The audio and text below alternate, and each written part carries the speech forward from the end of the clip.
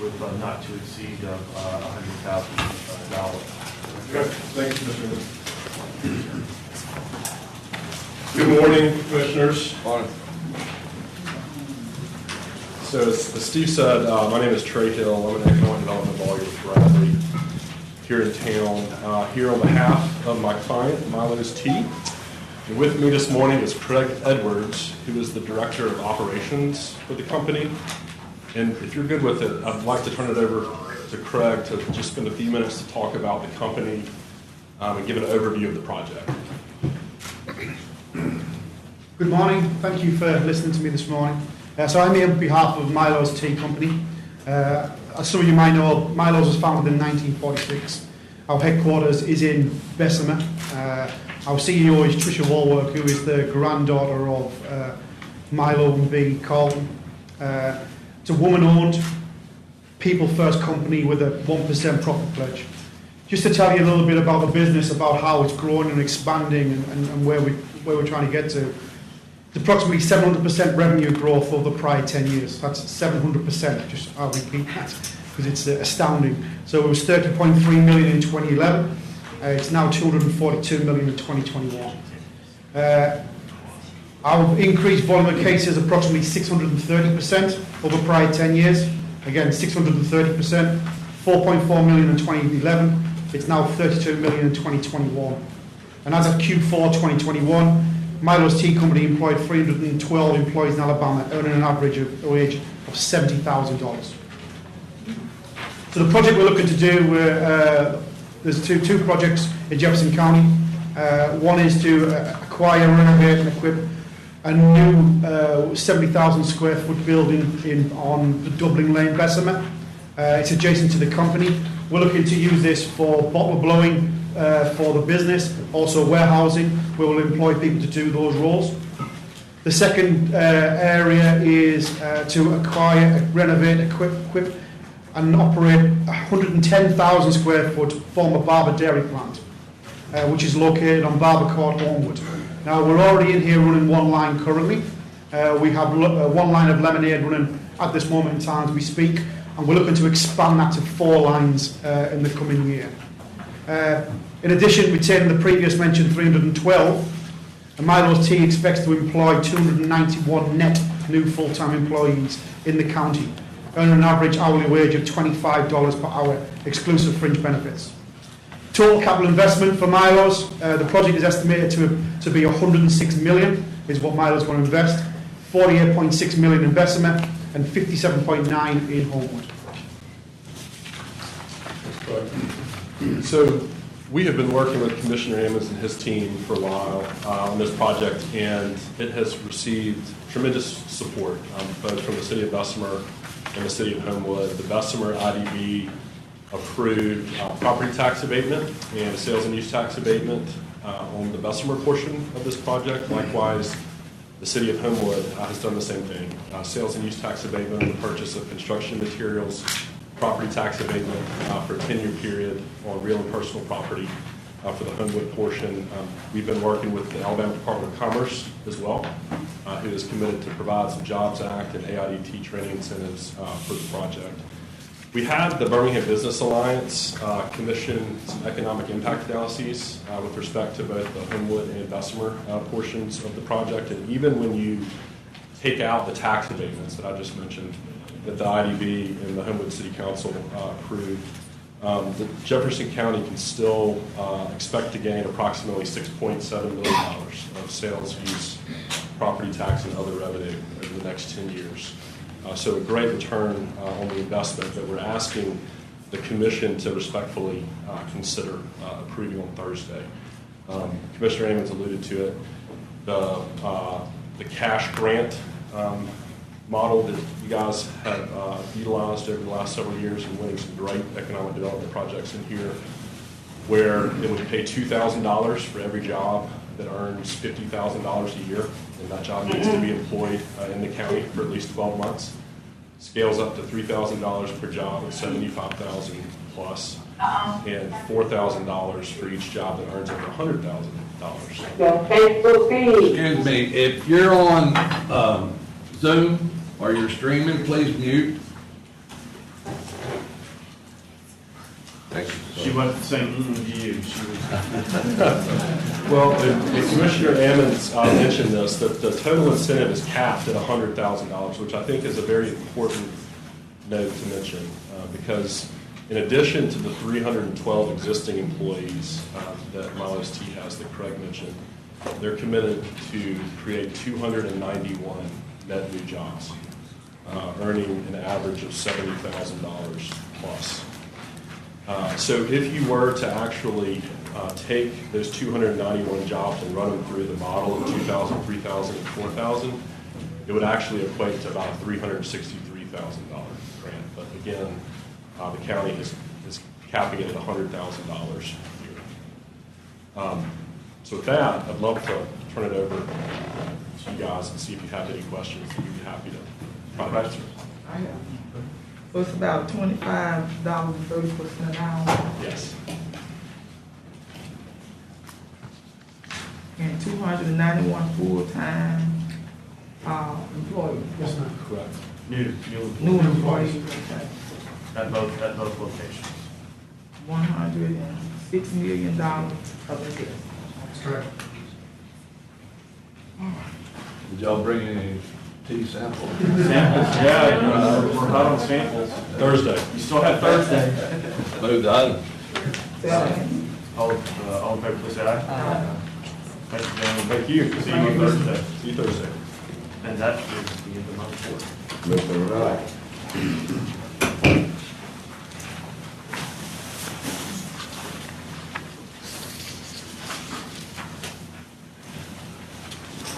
All right, we have finance, Ms. Dixon. Oh, Angela's, yeah, Angela's at a conference this week, Commissioners. Kind of sitting in to help her transition this, but we have these standard items on the agenda. There's procurement card, statement approval, the disposition of fixed assets, the unusual demands, encumbrance reports, purchasing agenda, purchasing exception reports. There is one budget item on here, Commissioner. This is to formally adopt the budget for special revenue funds. Those are new funds that were created this past year as part of the auditing process. And we're just asking for the Commission to give us the formal adoption of the budgets for those particular funds that are being added. And they will be part of the budget package moving forward. Can I ask a quick question? sure. So that's the Gatsby 84. Yes, this is a new Gatsby requirement that's identified 3 funds. And these were funds that have been maintained by the Commission, some other departments. I think 2 of those are in the Sheriff's Department, their discretionary area funds, and also 1 for the Law Library. These are smaller funds, and we did not have those in our munis reports, and so we're asking for approval to actually establish the budgetary items for those formally so that we can add those to our audit report. The finance is doing a really good job. They're seeking a certificate for excellence in financial reporting, and this is one of the minor requirements of achieving that certificate is to make sure that we have specific budgetary items for each special revenue fund. So those 3 newly created revenue funds, this is just to add the budget for those. So. I'm going to item 1 for second. Have a motion and a second. Any further discussion? All in favor, please say aye. Aye. Thank you. Budget management, multiple staff development. Do I have a motion? Move that. Second. Have a motion and a second. All in favor, please say aye. Have the personnel board. Is anyone on for personnel board? I have 2 items under personnel board. Have a motion? Second. All in favor, please say aye. Aye. And the sheriff is same thing for travel. Motion, second. All in favor, please say aye. Board of Equalization, I got a capture software upgrade. Move on. Have a motion? All in favor, please say aye. Aye. I did have a question, but I'll ask offline. Board of Registrars, Mr. Stevenson, are you on? Move item. Have a motion? Second. All in favor, please say aye. All right, Developmental Services, Z220003. Tommy? Yes, sir. This is the application of Oliver Ivy for Mount Zion Primitive Baptist Church. They're requesting a map amendment from R1 and C1 to institutional 1 to remove split zoning from the property and also bring the existing church into compliance. The property is located at 2601 and 2613 Forestdale Boulevard in the Westwood Adamsville area. There was no opposition at the Planning and Zoning Committee, and the Jefferson County Planning and Zoning Commission is recommending approval. Yeah. Have a motion? Second. All in favor, please say aye. Z220004. Yes, sir. This is the application of Mr. Kerry L. Trawick, representing himself as the property owner. He's requesting a map amendment from A1 and C3 to A1 to remove split zoning from the property for residential use. Of course, residential uses are not permitted in the C3 zone district. This property is located at 7005 Bankwood Highway in the Dora area. The property consists of 2.11 acres. There was no opposition to this rezoning request, and the Planning and Zoning Committee is recommending approval. I'll move. Second. Have a motion and a second. All in favor, please say aye. Aye. Z220006. Yes, sir. This is the application of Jerry O. Perry, engineer, representing the property owners Melvin and Nancy Head. They're requesting a map amendment to rezone the property from R1 to A1 for a modular home as their primary residence. Modular homes are not permitted in the R1 district. That's why they're requesting the A1 zoning district. The address is 9126 Taylor's Ferry Road in the Bessemer-Gilmore area. There was opposition at the Planning and Zoning Committee meeting. The A1 district will allow manufacturing modular homes as well as mobile homes, but the opposition was more directly related to the applicant putting in a trailer. The Planning and Zoning Committee is recommending approval based upon 4 conditions, and I'll read those for you. Number 1, the structure must be a modular home, not a manufactured or mobile home. Number 2, the manufacturing construction must be certified and comply with the ICC construction code. Number 3, it must have a 7 to 12 pitch shingle roof, front and back porches, and no chassis in any form. And number 4, lastly, must be crane installed onto a permanent foundation that also extends fully under the front porch. I'll move that. Second. Have a motion and a second. All in favor, please say aye. Aye. Z220009.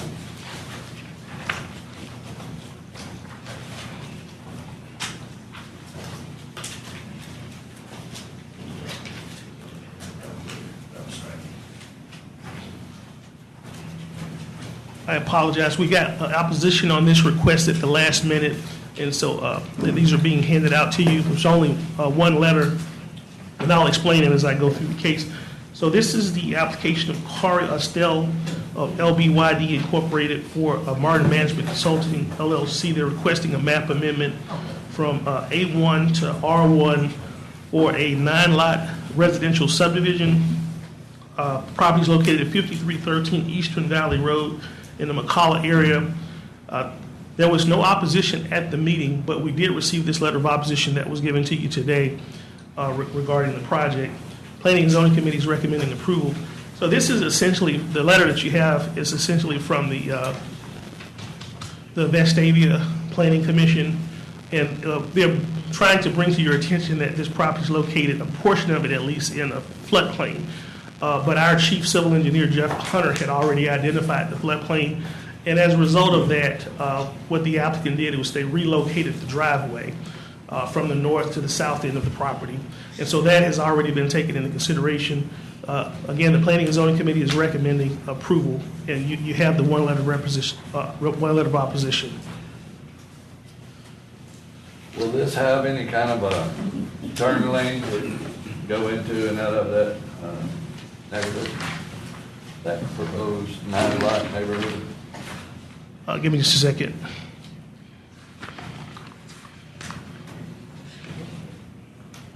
It's awful Now, low. according to the, I'm sorry, I said it's awful low there. yes, sir. I don't have anything specific from traffic engineering. What they say is there's no anticipated traffic operation problems or roadway infrastructure improvement needs. Let me ask this question, Mr. Chairman. Is it possible that we can advance this to the agenda, but, pending that we have the opportunity to review what the opposition from the community looks like? We are set for a public hearing, that would be, is that a motion to move it to the agenda? Yeah, move to the agenda, Okay. but pending that we have the opportunity to review what has been presented this morning. You know what I mean? Yes, ma'am. Do I have a second? I'll second. All in favor, please say aye. Aye. C 220011. Yes, so the last case for today is an application of T.C. Becklemore representing Red Mountain Greenway and Recreational Area Commission. They're requesting a map amendment to rezone property from I-3 industrial to institutional 1 for compliance and park expansion. This is going to be a bike trail park. The property is located at 1679 Margaret Avenue, 955 Winona Road, and 2480 Shannon Oxmoor Road. The site consists of 89.19 acres. It's located in the Red Mountain Park area. There was no opposition, and the Planning and Zoning Committee is recommending approval. Move the item. Can I ask a quick question? Motion Yes, sir. second. All right, go ahead. Just a point of clarification. Yes, sir. The third line, second, third, it's moving I-3 to I-1 for compliance. It says for an apartment development I know. on the agenda. Okay, that must be. I just want to. Yes, sir. No, I understand. I don't. It's for a parking lot, correct? And park development? Yeah, this will be a park, and that's a minute track issue, and Okay. and that's not what I have here, but we'll correct that by the time of the. I want to make sure that. County Commission for meeting. the record, there was not any, no apartments being talked about. This is just for the park. Yes, sir. TC would be in trouble. Thank you. So I have a motion and a second with a And pen and ink on the apartment development. All in favor, please say aye. Aye. All right. Beverage case B 220002. Mr. Morrison. Yes, sir. This is a request for a liquor store out in the Concord Rock Creek area. It's at the corner of 15th Street Road and Warrior River Road. This is a former heating and air contractor's office and yard. Again, this being out in the Concord area and in the Rock Creek area in the past, going on 10 years now, we've had multiple requests or two other requests for liquor stores out in this area, and it's been met with public opposition.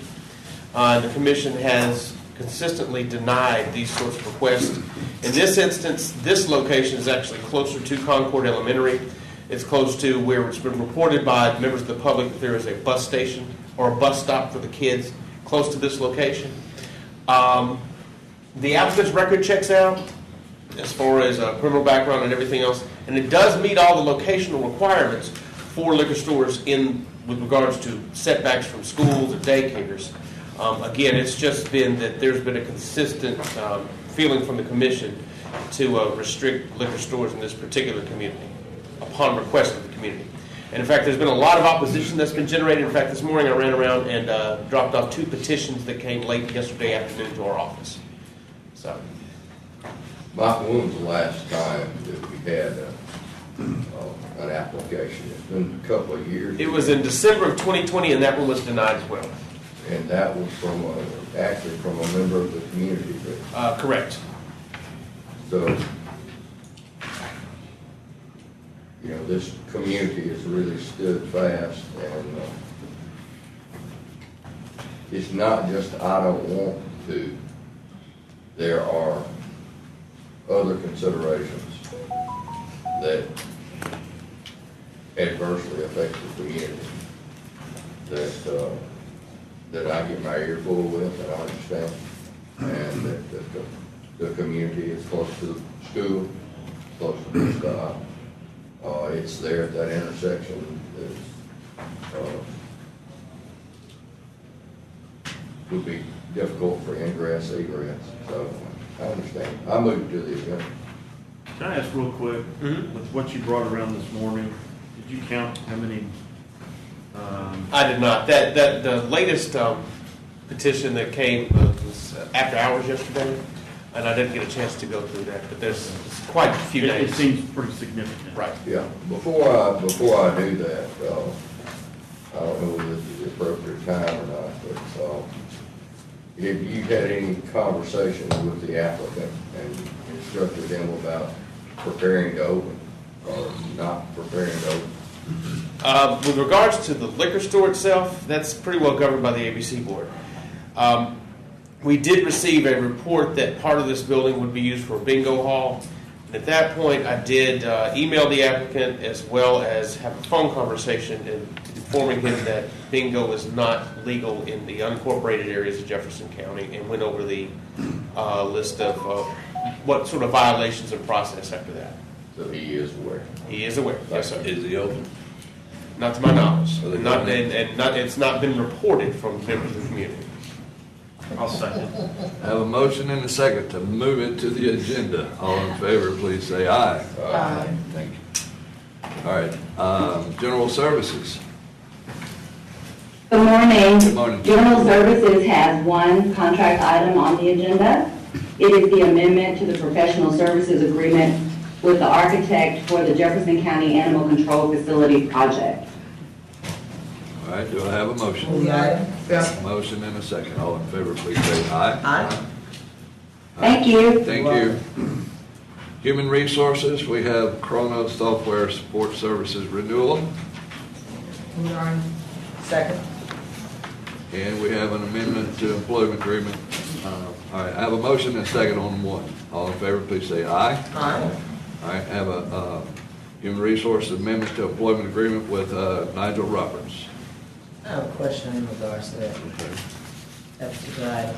So, if you don't mind, County Manager, can you explain to me exactly what are we doing with this? I know that obviously just, if you see it on his face, we're just renewing his contract.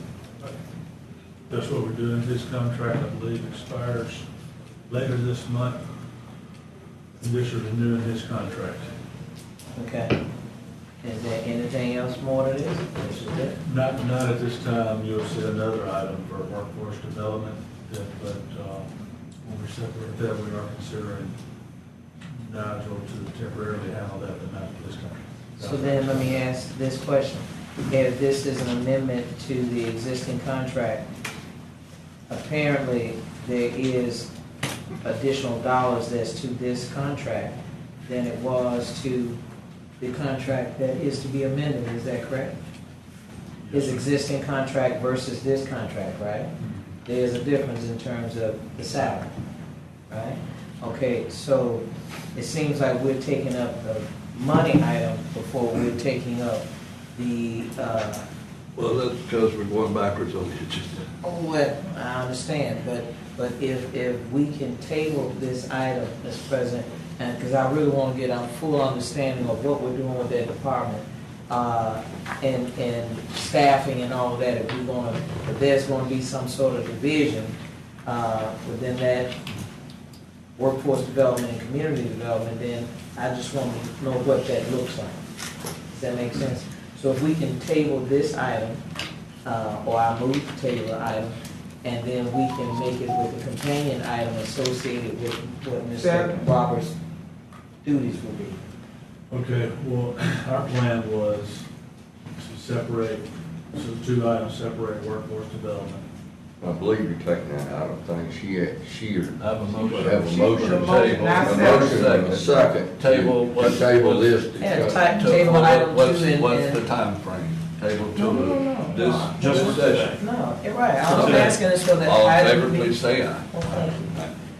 But I want to be clear, for the record, I'm saying that we're tabling the item so that we can take it up with a companion item Okay. associated with Mr. Roberts' That's fine. duties.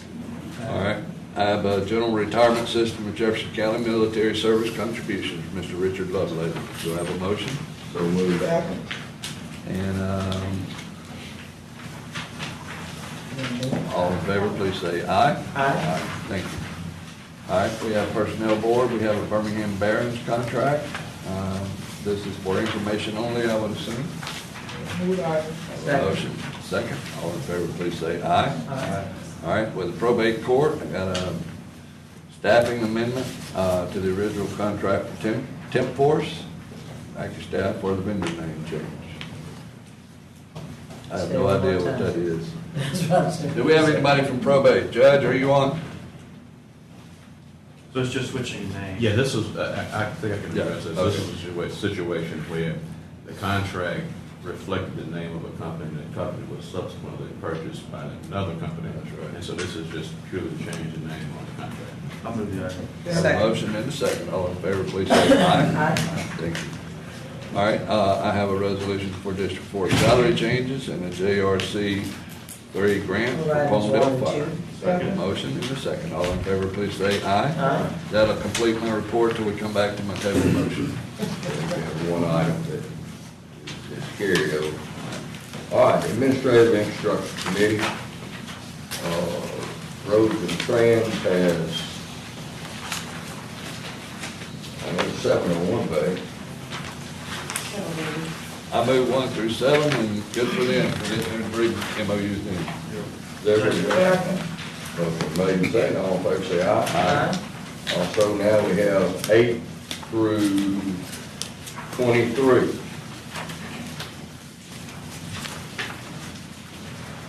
Asset work, Springdale Road and Bridge replacement, revised construction agreement on Grants Mill Road, for the 20% match, and the rest of those are SSO abatements. I move 8 through 23. Second. Have a motion second, all in favor say aye. Aye. Have the minutes from our meeting on March 17th. Move them to the agenda. Second. All in favor say aye. Sheriff has a couple of items. One is a Sentinel Officer Services, which is an acknowledgement agreement, represents $100,000, and the other is working on the helicopter. Move on. Is that 1 and 2? That's 1 and 2. Second. Have a motion second, all in favor say aye. I have the plans that we were talking about for the barracks, for the sheriff that we talked about utilizing ARPA funds. As crowded as this agenda is today, I think that I will make those plans available for any commissioner that wants to look at them. And at our next meeting, we will possibly take that up. But that will give you a couple of weeks that we can come in and take a look at them and see exactly what we have. Approximate cost on that is around $5 million. It's barracks, they're in portable trailers out there now. And they're in disrepair, and air conditioners use the OR-22 that you can't get anymore. So it's, if we indeed have any funds that's available, we need to utilize that for that particular area. PIO officer has no information here. The District 3 other business, I have a leadership Uber grant, and then I'm going to turn it over to the county manager. Move Move the that. item. Second. Motion been made and second. All in favor say aye. Aye. Aye. All right, county manager, you've got a full agenda. You have 9 items. Yes, sir. We have the food insecurity program, and based on your request, we've invited all the vendors to come up and present to you their particular program. But first, Justin's prepared a quick presentation to kind of recap the ARPA and the details of the program from a technical point of view, and he'll go quick. And Ms. Tyson also advised me, you have someone here that could add some light to the food insecurity, so we'll introduce her as well. Thank you, Commissioners, for the opportunity to share this with you, and where did Justin go? Oh, you got the mic, I hear you. I do. Good morning, Commission. It's been a minute since I've got to present to y'all here. This coat doesn't fit me as well as it did the last time. And I kind of feel like a Chris Foley skit up here. So, hello, my name is Matt Foley, and I'm a motivational speaker. I'm just kidding. Anyway, like Cal said, before we got into introducing our guests that are here today, wanted to go over a little bit about how we got to this point, a little bit of background on the federal funds and how this particular program was formulated. So, like we've talked about previously, our federal funding comes from three primary sources here at the county. There's a lot more federal COVID funding out there that was introduced by other legislation. For our purposes, we've got the Coronavirus Aid, Relief, and Economic Security Act, that's the CARES Act, the Consolidated Appropriation Act of 2021, and the American Rescue Plan Act of 2021, which is going to be our primary focus today. Just a little background on each of these. The CARES Act brought approximately $124 million to the county. $114 million of that was our Coronavirus Relief Fund. That's what we were working out of the county manager's office. Relevant to what we're discussing today, we used $3.2 million of that to address food insecurity. A lot of that was some of the same partners that we have here today. You see some of the other sources there, those at the bottom. Those are programs that Dr. Hamilton was managing. And then we had, of course, the voting issue there. The Consolidated Appropriation Act of 2021, that's our first round of our emergency rental assistance program that y'all worked with Dr. Hamilton on. And then the American Rescue Plan Act brought $148 million into the county. Some of it through Dr. Hamilton's programs, the ERAP-2, the HUD Home Program, and then $127 million for the state and local fiscal recovery fund. Is the 16 million in addition to the 13 of one? The emergency rental assistance? Yes, that's an addition, that's correct. So, yes, over $30 million total. Okay. So total federal COVID aid to date to Jefferson County is $284.6 million. Total federal COVID aid that has come into Jefferson County through various programs is actually over $3 billion, which is a pretty staggering number. About $2 billion of that was the Paycheck Protection Program. And some of those were pretty substantial. There were 10 loans over $7 million each to companies here in Jefferson County, and 276 over $1 million each. And those loans were to keep people employed throughout the pandemic and were forgivable by the federal government. So a little bit about the American Rescue Plan, State and Local Fiscal Recovery Fund. There's four primary uses that were set up in legislation for that. It's to replace lost public sector revenue, to respond to public health and negative economic impacts of the pandemic, to provide premium pay for essential workers. We've talked about that. The state has pretty much nixed our ability to do that in a meaningful way here. And then to invest in water, sewer, and broadband infrastructure. The ARPA focus is recovery. CARES Act focus is response. Each of you has a pamphlet in front of you with some of the differences between the CARES Act and the American Rescue Plan. It's important to note some of those. Compliance and requirements of 2 CFR 200 tank center stage in the American Rescue Plan. That was not as big of a focus in the CARES Act. The focus of CARES Act was to get money out quickly where it was needed. The timeline for these funds is to get funds out for cost incurred on or after March 3rd, and they have to be obligated by, or March 3rd of 2021, I'm sorry, and they must be obligated by December 31st, 2024. You've got until 2026 to spend them. Every city and every county government in the United States has funds allocated to them. For populations over 50,000, they were a direct recipient. And just another note, we operated under an interim rule for a while. The final rule went into effect April 1st. We've been using it for a little while now. They gave some flexibility to use that early, but that is the rule that everybody operates under now, is the final rule. So, what's important for compliance with the ARPA State and Local Fiscal Recovery Fund?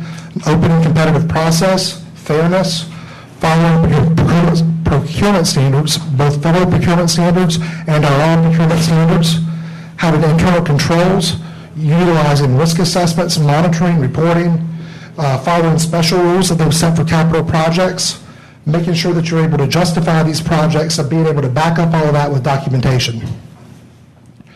So, we've come to you twice for allocations from the county manager's office, and what the county commission has allocated to date is $13 million to respond to the public health emergency, $24.5 million to respond to negative economic impacts, Part of that is our food insecurity programs, $5 million is what we've allocated. $26 million for services to disproportionately impacted households and communities. $45.6 million for water and sewer infrastructure, which was a big part of the American Rescue Plan Act. And then $10 million to replace lost public sector revenue. Travis will tell me he ran the numbers multiple times. Our numbers that you ran were always less than the standard allowance that is given of $10 million. So we're going to use that $10 million standard allowance at some point for what they call provision of government services. Those are services that are typically provided by governments that may be outside the sphere of other elements of the American Rescue Plan. Things like paving roads or things that are allowed there, which wouldn't be allowed otherwise under the American Rescue Plan. Just allocating these funds doesn't allow us to spend the funds. Projects have to be formulated in a certain way, and they have to target these funds to address the COVID-19 impact. You do this by identifying a COVID-19 public health or economic impact, and then designing a response that addresses that impact. The response that you design has to be proportional to the harm that you're trying to address. In other words, you can't kill a fly with a sledgehammer. So we launched the Food Insecurity Program back in January. The Food Insecurity Program 1, these funds are run through the end of fiscal year 2022. We launched Tourism and Hospitality 1, that's transfers to governmental entities, the BJCC, the CVB, and World Games. The World Games contract has come before you already. One of the BJCC contracts has, and we'll have a couple more at the next commission meeting. In development, we've got Tourism and Hospitality 2. This is going to be centered around the Birmingham Civil Rights National Monument and 4th Avenue Business District. We've got a program coming on substance abuse and mental health response, general aid to nonprofits, housing support, the water and wastewater infrastructure programs we talked about, as well as public health. So, food insecurity is what brings us here today. What is food insecurity? The USDA defines this as a lack of access at times to enough food for an active, healthy life for all household members, and limited or uncertain availability of nutritionally adequate foods. A little bit longer than that, but that's the gist of it. Here in Jefferson County, and using the ARPA rules, you can use the ARPA funds to respond to impacted and disproportionately impacted households, persons, entities. And one of those eligibility items is food, as well as rent mortgages, utility, affordable housing that we'll be addressing in some other areas. There's some definitions that are particular to the federal government for impacted and disproportionately impacted. We're not going to get into what those definitions are, but it's important to know that if people fall into one of these categories, there are certain presumptions that you can make in terms of eligibility for funding. How do we know that a problem exists here? That's a question I've gotten from time to time. There's been a lot of research done on it. Alabama Department of Public Health has put a lot of information out there on it. Auburn University did a study on Alabama food security and access, particularly during the COVID pandemic. You've got this study in your packet over there if you want to look at it later. Feeding America, which is a national association of food banks, they've done a lot of data collection and a lot of research on this. The Community Food Bank of Central Alabama that's here today in the back of the room, they're an affiliate of Feeding America, and they could probably explain all this data to you better than I can if you have any questions.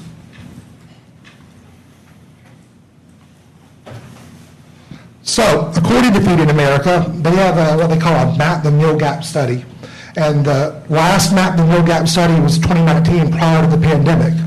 And that study, they showed a food insecurity rate of 14.4% for Jefferson County, which represents an annual budget shortfall outside of government assistance of $52 million for making sure that people have adequate access to food and nutrition.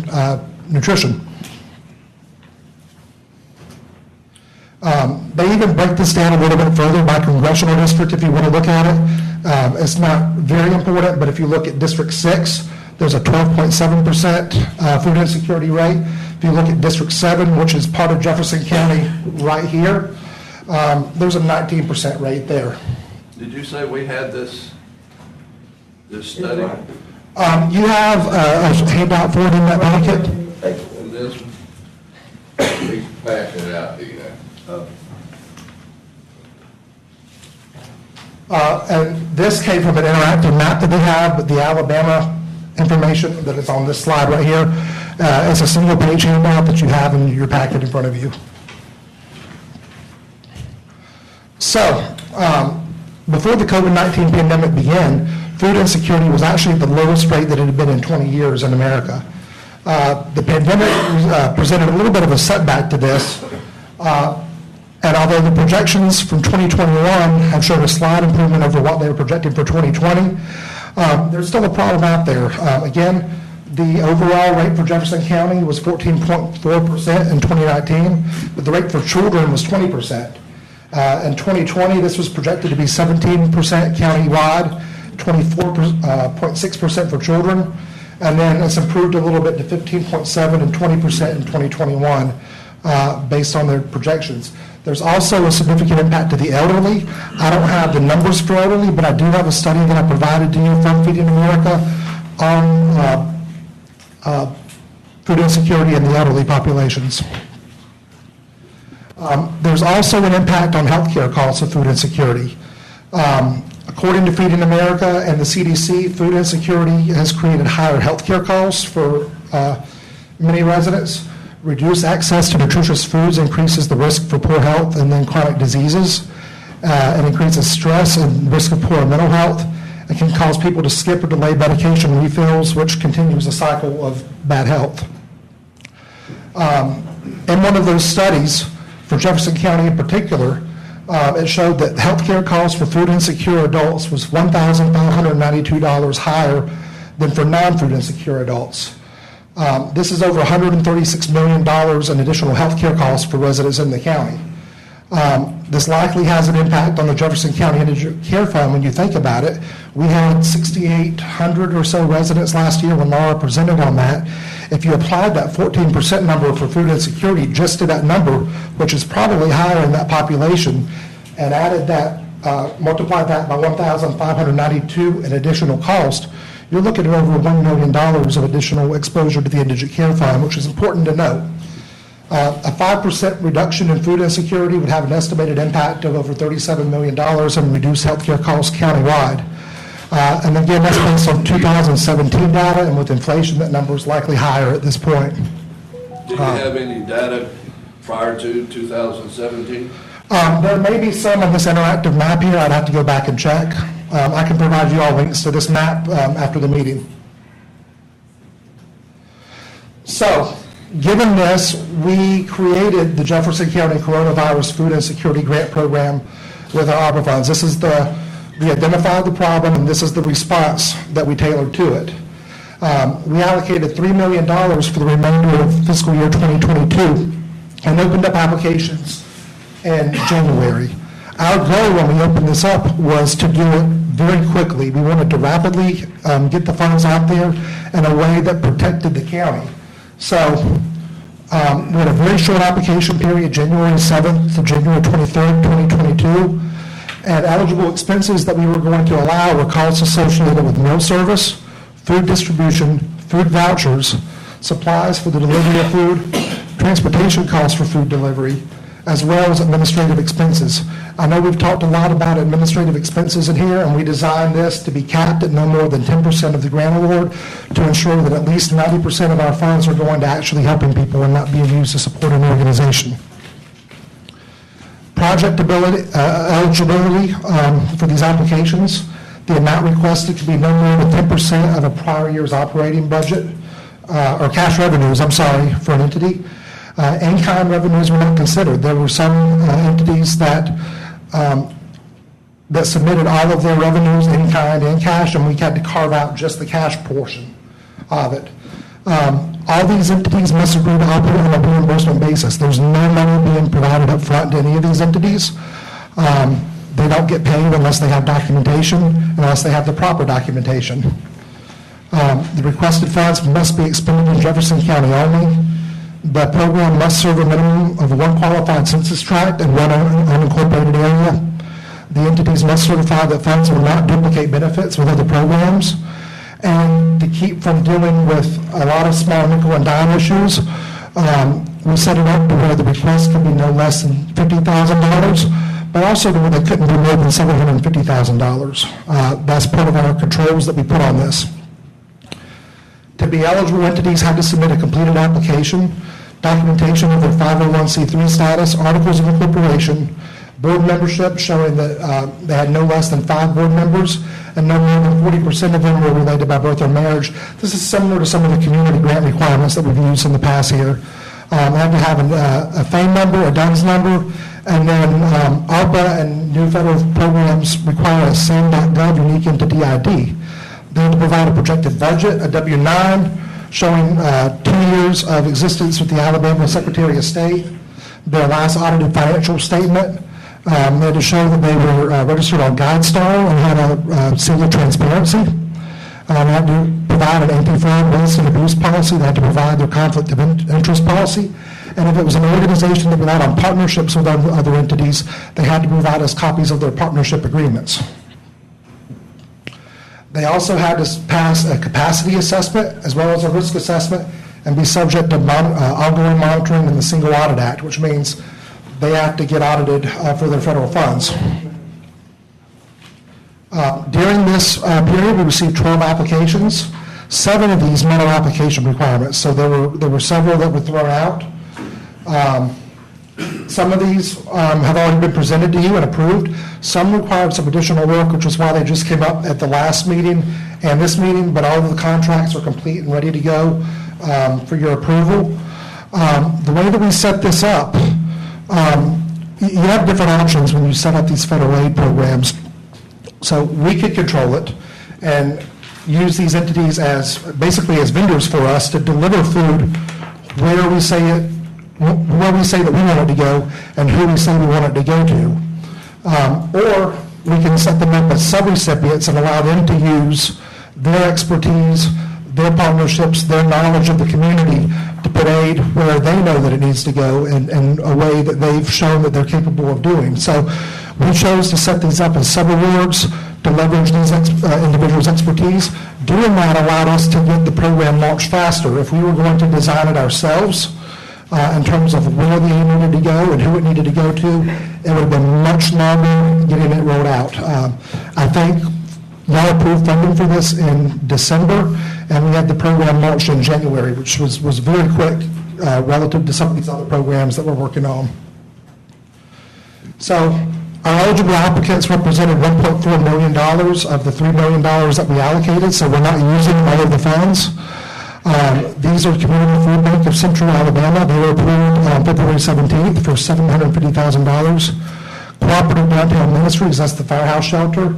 Them and Jimmy Hill Mission were both also approved on the 17th. And we have anyone else here for approval today. Christian Service Mission, Kickstart, Mission Alabama, and Jones Valley Teaching Farm. And these have to be expended by September 22, is that correct? This program, they must be expended by the end of the fiscal year. This is just for the remainder of the fiscal year, this particular program. So, what I'd like to do now, we have all these entities here joining us today. I'd like to introduce each one and let them present what they do, what they plan to do with these funds, and then allow you to ask any questions. Before you go there, I have a question that they may be able to relate to, and as it deals with what the support, not only giving food, but what kind of support is there afterwards? We have a lot of employers that need employees. We have workforce that's maybe needed out there, or somewhere if they need upskilling or just job placement or help of any kind. What resources are being used through the county or through their organizations that help get these folks back to work and gets them support that they need to not be where they need to have food?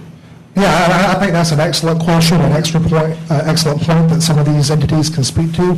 I know that I was looking at something yesterday, and it kind of spoke to me, and not everybody who is food insecure is unemployed, and not everybody who's unemployed is food insecure. We've got about a 3.1% unemployment rate here right now in Jefferson County, according to the Bureau of Labor Statistics and the Alabama Department of Labor. So even if you close that gap to nothing, it helps, but it doesn't do away with the total gap that's there. If if y'all can keep that in mind when y'all present, and if you have any information relative to that, that'd be great. The first group that we're going to introduce today is the Community Food Bank of Central Alabama. Community Food Bank of Central Alabama on GuideStar, which is actually called Candid now for their seals of transparency. They have a platinum seal of transparency, which means they put a lot of information out there for public consumption. They had a $750,000 subrecipient agreement approved on February 17th. We also, just to give you a historical look at them and their interactions with the county, they received $1.1 million under the CARES Act CRF from us. So we have John Barnacastle and Rachel Ford in the back of the room joining us today. And if you're welcome to use that podium, or you're welcome to come up here, whichever you want to do. Okay, I'll probably stand there. Okay. Good morning, everybody. Good morning. You just advance your slides with the keyboard. Can everybody hear me okay without the mic? Actually? If you could speak into that for our last screen. Okay. Everybody hear me okay? All right. Morning, and thank you so much, by the way, for this opportunity to address the commission. Again, my name is John Barnacastle. I'm the Director of Programs at Community Food Bank of Central Alabama. We're just thrilled to death to partner with the county on this. And again, just to share more about our work. So briefly, just as background, our mission is to feed people in need today while fostering collaborative solutions to end hunger tomorrow. Speaking to the latter half of that sentence, you can see that we're a part of several larger initiatives even outside of Central Alabama. We partner with a number of organizations and agencies at the federal and state level even to boost food security for folks, again, in our service area and beyond. At the top of that list, of course, is Feeding America, which Justin mentioned. That's the national network of food banks. It's the largest charitable hunger relief organization in the nation, so we're the local representative of them. By the way, incidentally, it serves virtually every county and parish and territory in the United States, including all 67 counties in Alabama. So our service area is 12 counties in central Alabama. So you can see, apart from Jefferson, our service area stretches as far northwest as Winston County, and then all the way over to the Georgia line. Speaking to the first part of our mission, so feeding folks in need today, last year, our organization, along with our network of partners, we distributed the equivalent of just over 15 million meals to well over 300,000 unduplicated individuals. We did this in partnership with more than 300 different community organizations. These are largely nonprofits and congregations, faith-based organizations. So church pantries, soup kitchens, but we also work closely with schools and universities, public libraries, pretty much anywhere that can be or already is a platform for providing emergency and supplemental food assistance to folks in need. We largely act as a supplier of low to no cost food to those organizations to help them stretch their budgets further and in turn reach more folks. In addition to being a supplier of food, we try to provide a great deal of technical assistance to our partners. So I should say, I think Justin posed the question to us, who are our partners? And just to put it simply, our partners are experts. They are pillars in their community. They're community leaders.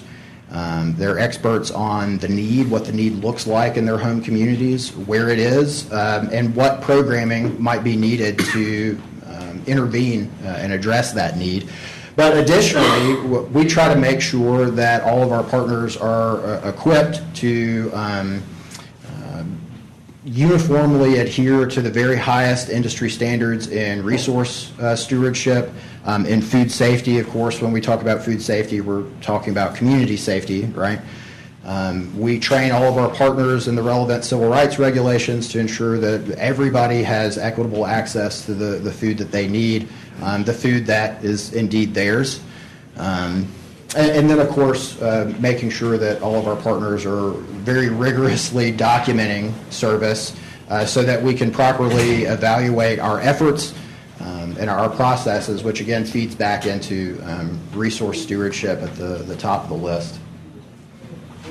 So just to review the stats, Justin already shared these, so these are nothing new to y'all. Roughly a sixth of our population in Jefferson County lives in households that lack consistent access to the food that they need, including more than a fifth of our kids. In response, in the past 12 months, Community Food Bank and roughly half, actually just over half of our partner network, which is in Jefferson County, which I've attempted to roughly map there for you. So we have 164 partners. We've distributed the equivalent of just under 7.2 million meals to well over 170,000 different people. One of the things that we're really proud of is that well over a third of the food that we distribute is fresh fruits and vegetables, fresh and frozen lean meat, fresh dairy, foods that are not just healthier for families, but also foods that can often be a little more difficult for families to get their hands on. So that's something that we're really proud of, and it's a big part of our mission.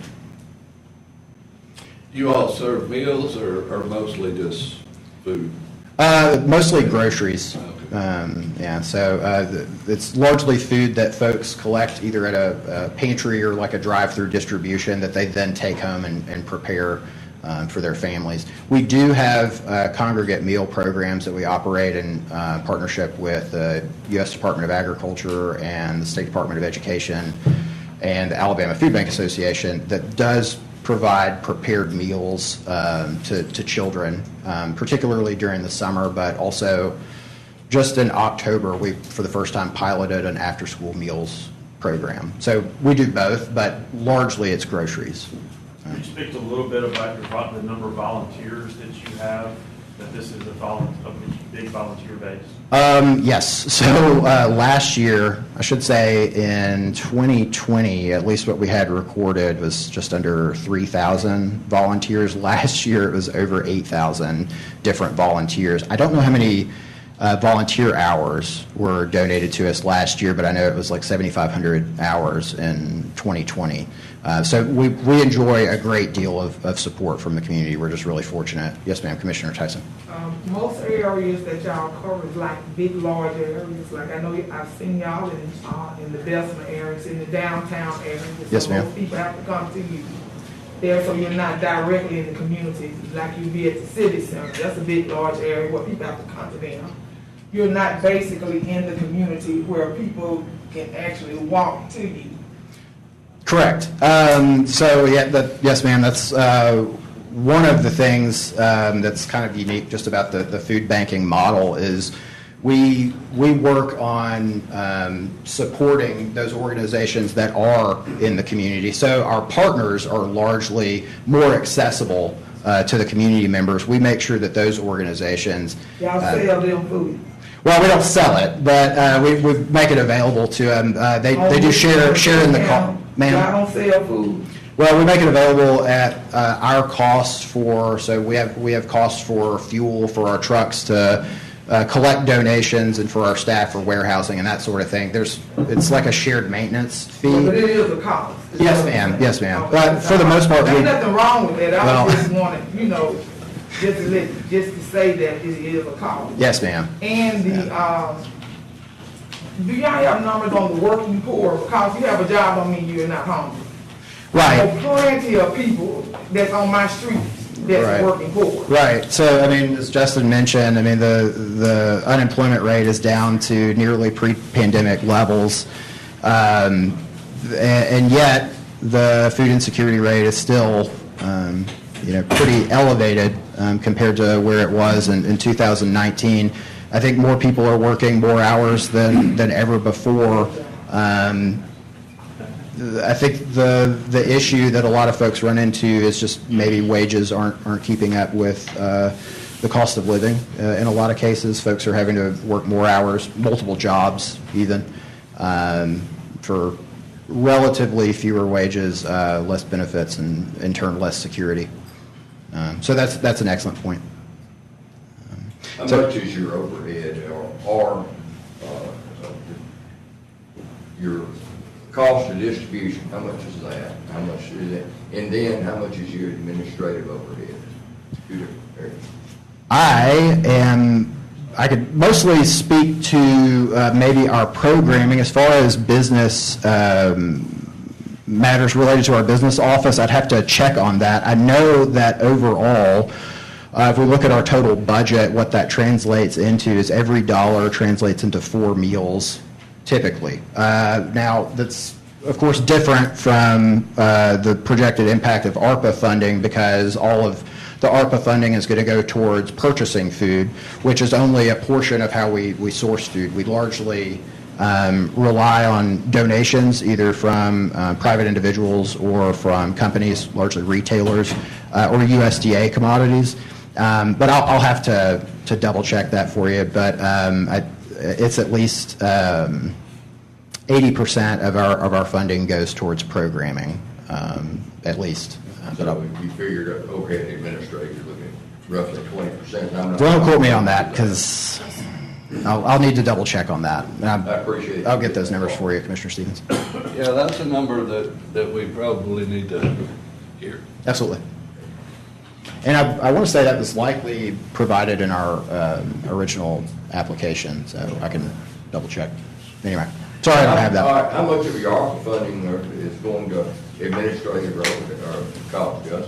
No more than 10% for each. No more than 10%. Correct. So yeah, 90% of the funds that were granted to us will go directly towards purchasing food, which, so the numbers here, these are kind of conservative projections. As y'all know, the cost of food has been pretty volatile over the past several months. We feel pretty confident, though, that the amount of funds granted to us will enable us to purchase and distribute the equivalent of 860,000 plus meals, which, given the 6-month time period that we're looking to do this within, that's typically the amount of food that we'll distribute to 15 to 20,000 unduplicated individuals. So we're pretty confident that we'll reach at least that many different people. Overall, A few minutes ago, I asked you about the meals, and you said you were mostly grocery. but now yes, sir, the equivalent. So this is like we This is measure not everything. prepared meals. Correct. Okay. Correct. It's this is the amount of groceries that would roughly equate to that amount.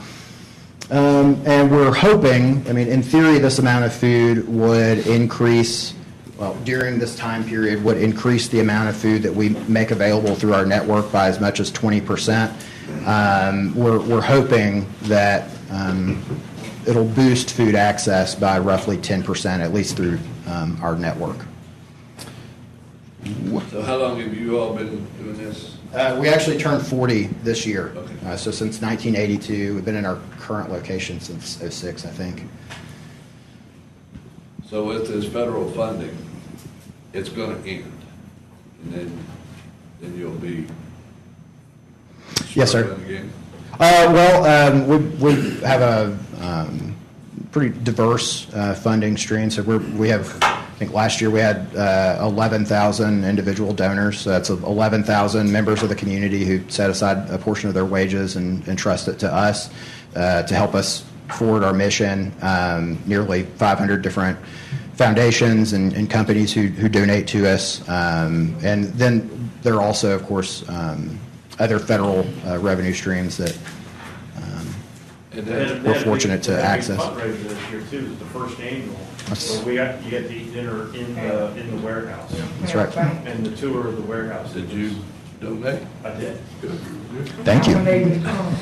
Now, you had a map up of different counties, Yes, sir. but with our funding, you're just going to concentrate Jefferson only, right? Yes, sir. That doesn't go to outliers? That's correct. Thank you. All right. Well, thanks very much.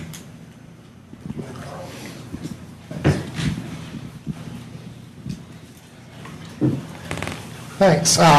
So our next applicant that we have here today is the Cooperative Downtown Ministries.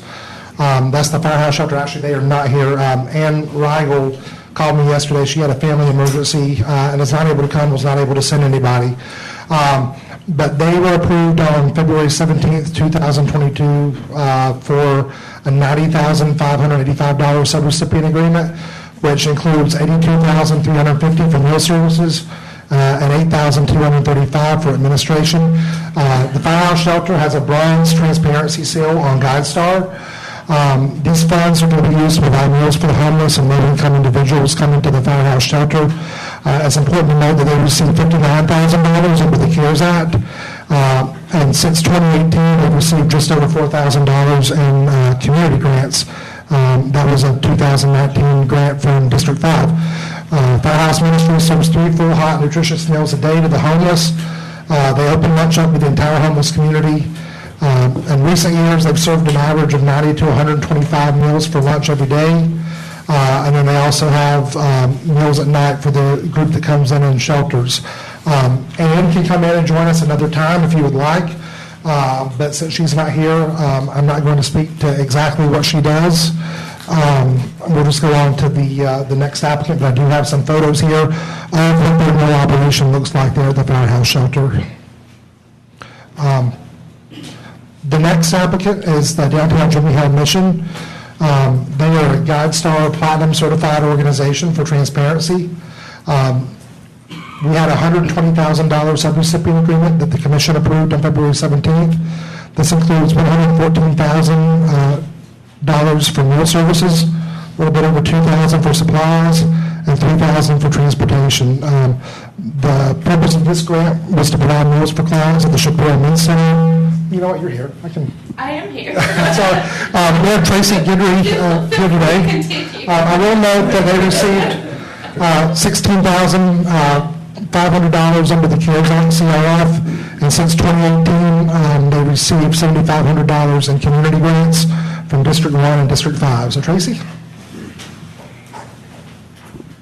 So after listening to the questions that you had for him, I'm terrified. Just to let you know, I've been with the Jimmy Hill Mission since November of last year, so I'm brand new to Jimmy Hill Mission, not brand new to the nonprofit sector, but just brand new to Jimmy Hill. So Jimmy Hill Mission has been in operation since 1944 in the Birmingham area. That's 78 years. Has a wonderful reputation for serving the homeless. Just to give you a little bit about what we're doing now, to speak to the different programs that we're offering now. Jimmy Hill was established as what we call a hot and a cot. So you would come in, have a hot meal, a place to sleep, and then you would leave the next day and just repeat. So we've changed our focus in most recent years. Homeless, there is a root cause for homelessness. And so our focus has been to discover what that root cause is, and not only to discover it, but to help people transform their lives so that they get away from that whole poverty thinking. When our clients come to us, they receive programs in 5 different areas. We deal with their physical issues, their social issues, we deal with their vocational issues, we deal with their spiritual issues, and we deal with their emotional issues. So we have programs to focus on those 5 different areas. They'll come in, first they're starting to deal with those traumas that have happened to them. We find that a lot of traumas have happened to our clients, and we deal with those traumas. We've also found that most of them come in with an addiction, and so we're also dealing with those addictions. They'll come in, we work on all of those issues, and once we get them to a point, we put them into educational services. We provide them with job training. We also provide them with job placement. So if a resident stays with us, it's 15 weeks for the general program, and then they can go into continuum of care. We'll stay with them, we hold their hand, we get them through. It's about a 3-year process from the time that they come in till we get them to self-sufficiency. And so now we're actually working, we have graduate living, and we're working with financial programs to even get them to home ownership. So we don't want them to come in, just have something to eat, and go back out and have the same issues that they had when they came in. So that's the focus of Jimmy Hill Mission at this point. Do you guys have any questions? I know y'all have some of your clients that actually stay on Macmillan Avenue in some apartments that has transitioned over there. Yes, ma'am. Yeah. Yes, ma'am. I take them groceries. Yes, ma'am. And the ARPA funding, that is 100% will be used on meal services. There are no administrative costs associated with that. As you can see, we had a very small number for transportation and for supplies, but the majority of that definitely went to the purchase of food. We do have meal services. Those are 3 prepared meals a day for each client in the program. Any other questions? I love you guys so much. I do have one. Yes, sir. What is your recurrence or recidivism rate that Now- you see somebody coming back after your program? Now, I could not give you the actual percentages of that, but I will tell you we do have folks who relapse, but they're also invited to come back to the program. So just because you relapse, I mean, sometimes it takes a couple of times to get it right, but if they do leave and relapse, we do offer them to come back. And can I say this? Everyone that go to Gen Health Mission is not on drugs. No, ma'am, not everyone is. Because the ones that stand in the apartments on Macmillan, which is 6 blocks from my house, Yes, ma'am. we still have to help them with food, and they still work. Yes, ma'am. So they are part of the working class. Yes, so ma'am. That's not a relapse. That's Right. just this, and they still need help. Yes, and ma'am. We set up an outdoors food pantry for them. Yes, ma'am. That they Thank you do for help that. us maintenance and keep up. Yes, ma'am. We do have a very strict program when they come in. I mean, they do have to adhere to our standards and our policies. Thank you very much. Don't we have any harder questions? Oh, no, thank you so very much. I love you. Trust me. So the fourth group that we've got here today is the Christian Service Mission. I think everybody in the room here knows Tracy Hibbs, who's joining us today. Christian Service Mission has a silver transparency seal on GuideStar. We have a $190,000 recommended summer work grant for them, which includes $150,000 for food distribution and $40,000 for supplies. These funds will be used to distribute pantry and frozen food boxes to low and moderate income and vulnerable populations in Jefferson County. Worth noting, Christian Service Mission received $500,000 from the county's CARES Act allocation, and since 2018, they received $61,900 in community grants from districts 1, 2, and 5. So Tracy, if you'd like to join us, if you have a handout, I'll be happy to pass it out, or you can, or here, I'll trade with you a microphone. Yes, I'm going to take less time than you took. My name is Tracy also. We're twins. No, I am yeah, we do. I'm the executive director of the Christian Service Mission, and the Christian Service Mission has been around for 51 years, serving Birmingham primarily in the food area for 51 years. And so we as an organization connect resources with needs. So we build relational partnerships. So the question was asked, what else do you do besides food? Well, besides food, we do no direct services. We do all indirect services through our partnerships. And so we serve over 150 current partners in the Jefferson County area, serving 41 of the 55 different zip codes in Jefferson County. So we about 95% of our operations are done within Jefferson County. 5% we do serve national disasters all over the United States through trucks and services like that. We work with the city of Birmingham to distribute those goods that they collect to go to any disaster in the United States. So this currently shows you some pictures of what we do. I passed out a handout. In the last 2 years through COVID and all that, we've mobilized thousands of volunteers, and we've served over 278,000 families in the last 2 years through our food efforts and all that.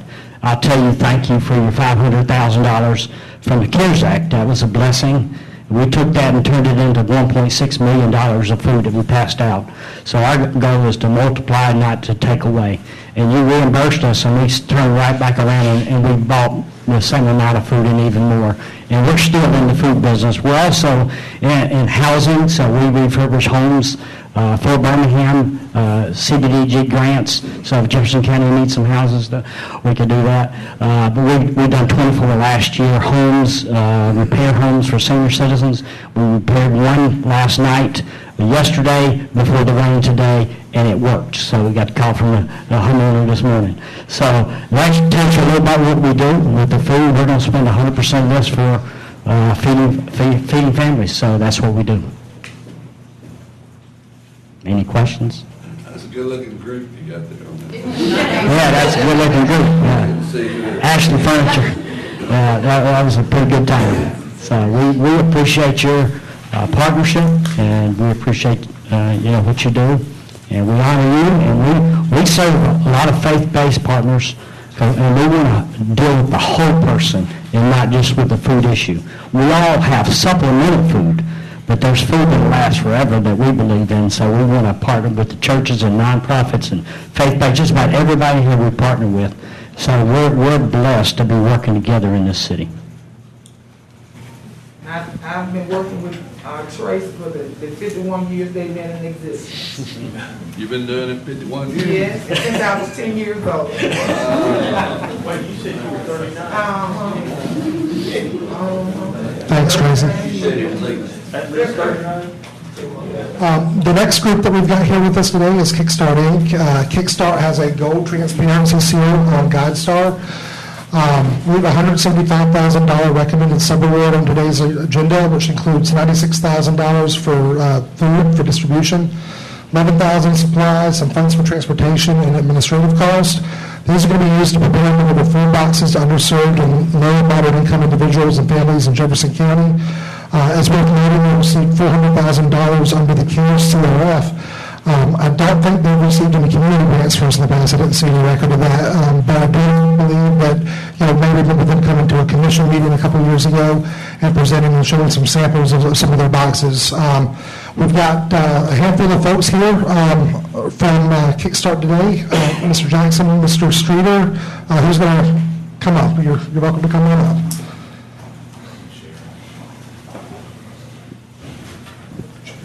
Good morning.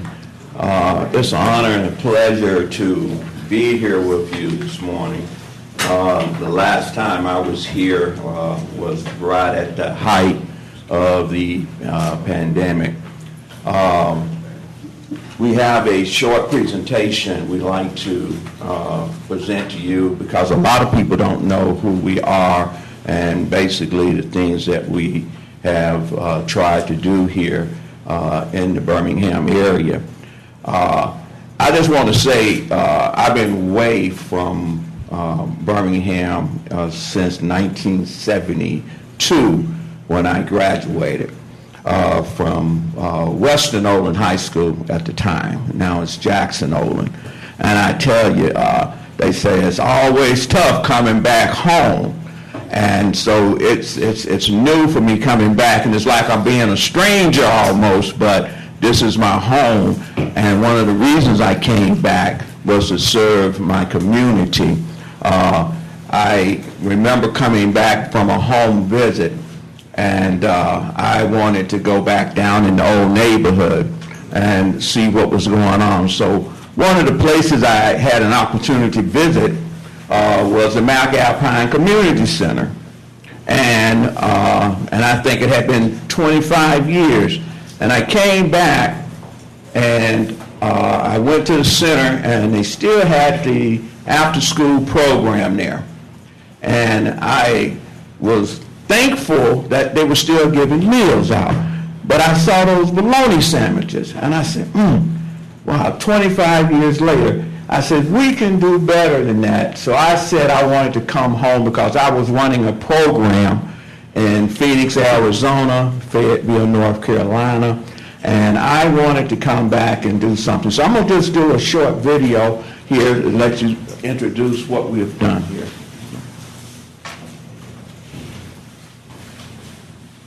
Dr. Douglas Jackson. Nonprofit 501c, and that nonprofit we set up to work with the Arizona Department of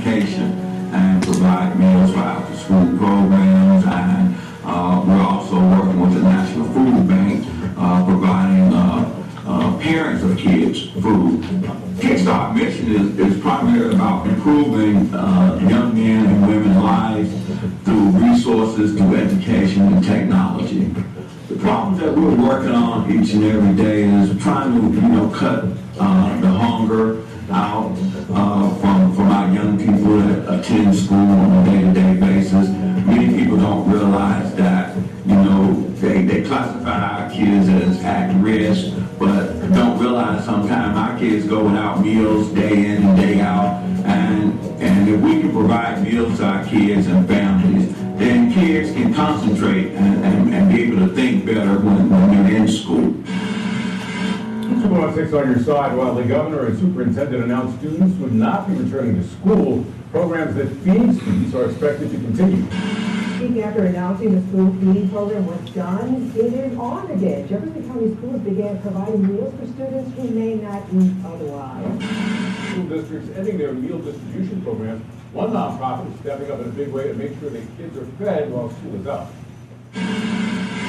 Kickstart says their mission is to help out those most vulnerable in our community. And now with schools out and meal distribution programs ending because of COVID-19, they realize that their responsibility has increased tremendously. So we spoke with Kickstart founder Dr. Douglas Jackson. He tells me they're now working with Jefferson County, Birmingham City Schools, Fairfield, and the Birmingham Housing Authority. 2, 4. Kickstart Inc. was giving out free meals Wednesday at Brighton Elementary. Cars lined up to get those meals and cartons of milk. A mother of 3 was just happy to see the return of the program. It's great for the community. Get a children guaranteed lunch. Breakfast, lunch, and a snack.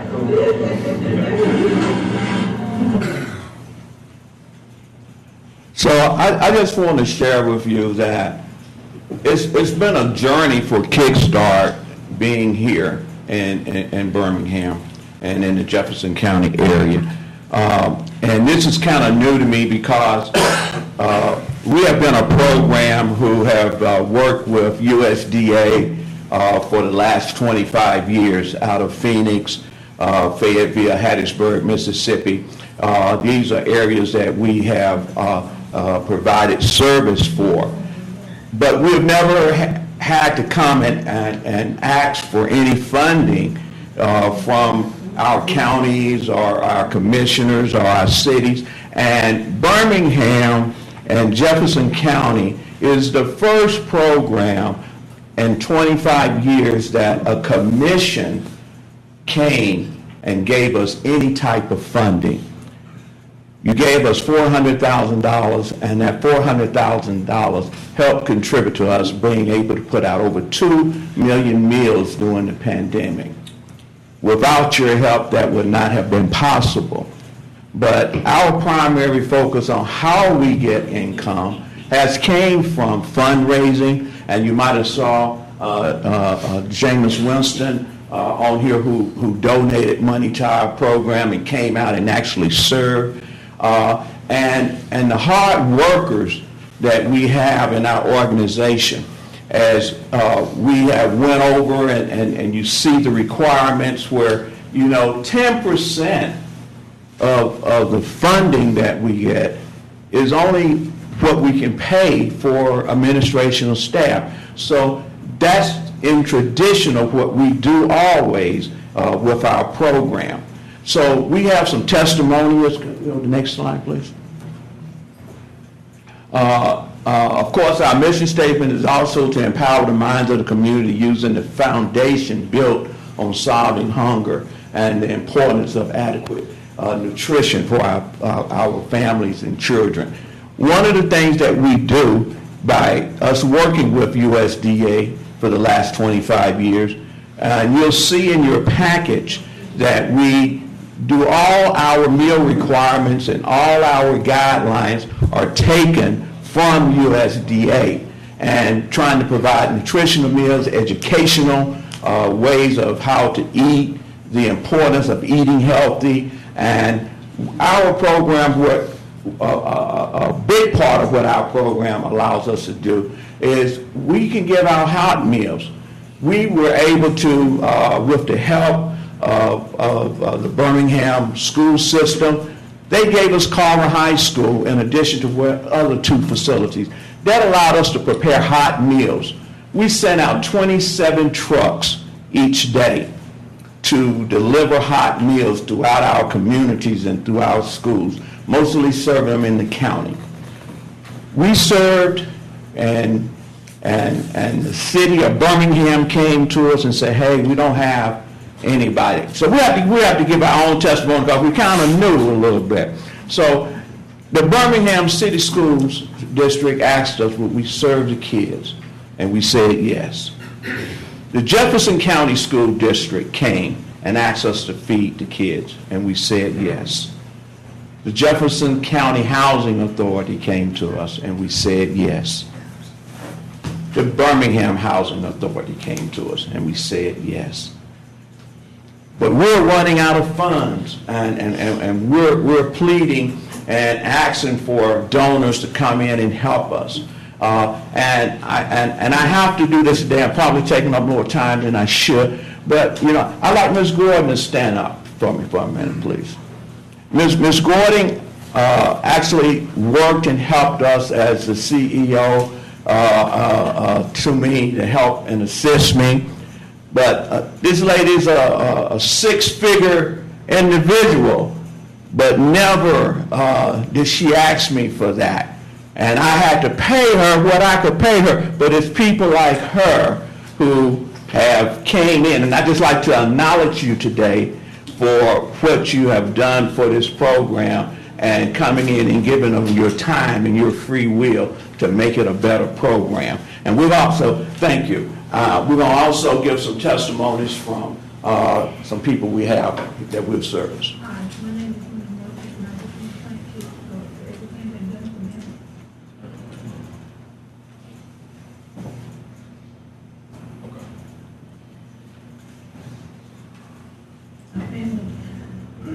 They will help anybody. There are good people. Lord has blessed me with letting these people find me and help me. My son was in a car wreck. The other one broke his arm. I had a wreck 2 or 3 weeks ago, totaled my truck, put me in the hospital overnight. And these people have just been angels. I just thank God for them because without them we wouldn't have groceries and things like that. So God just take care and Lord bless all of them. Thank you.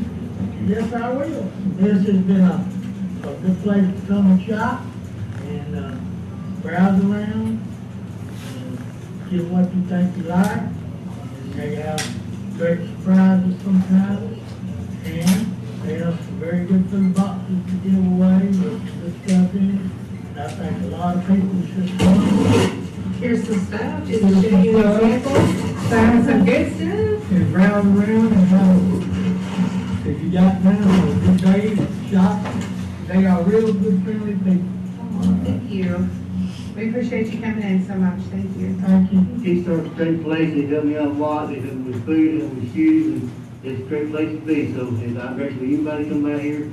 They're really nice people here. Thank you very much. Good morning. My name is Michael Woolley. I'm the Executive Director of the Youth Facilities of the Birmingham area. And I'm coming to you to talk about the amazing Kickstart. They have become such a great partner of ours in the community.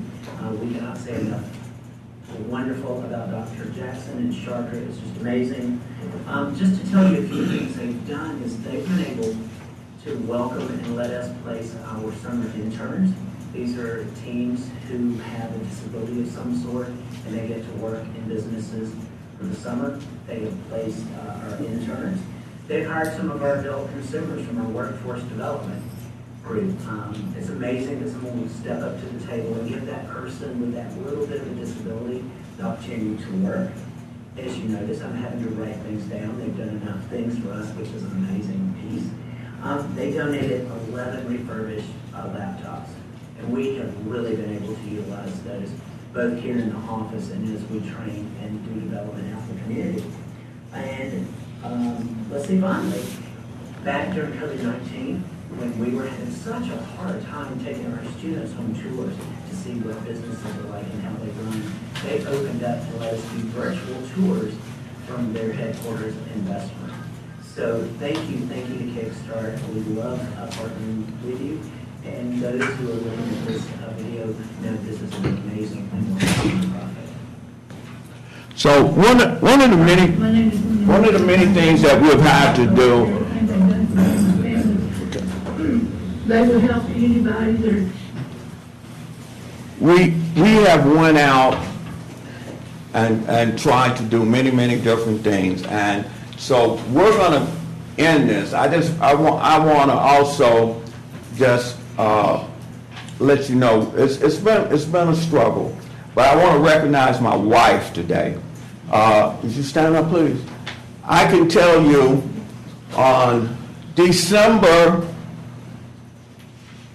24th, 2019, I can tell you where we were. We were out picking up bread from Publix and giving out food boxes. On February the 25th, my entire family caught COVID. Today, my wife has no taste, no smell.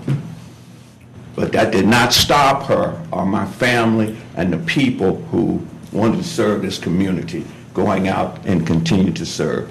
So I'm gonna end this right here, and I thank you for your time and your efforts. No. I may have seen it wrong, but 54% of your income goes to food. No, sir. 90% of our income, 95% of our income. On one of your slides, it had. You want to go back? One of your first slides, I think. You want to go back on the first slide?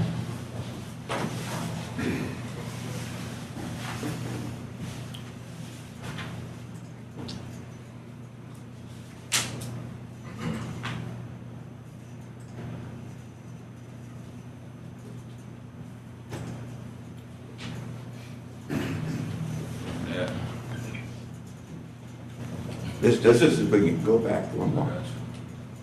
Go back one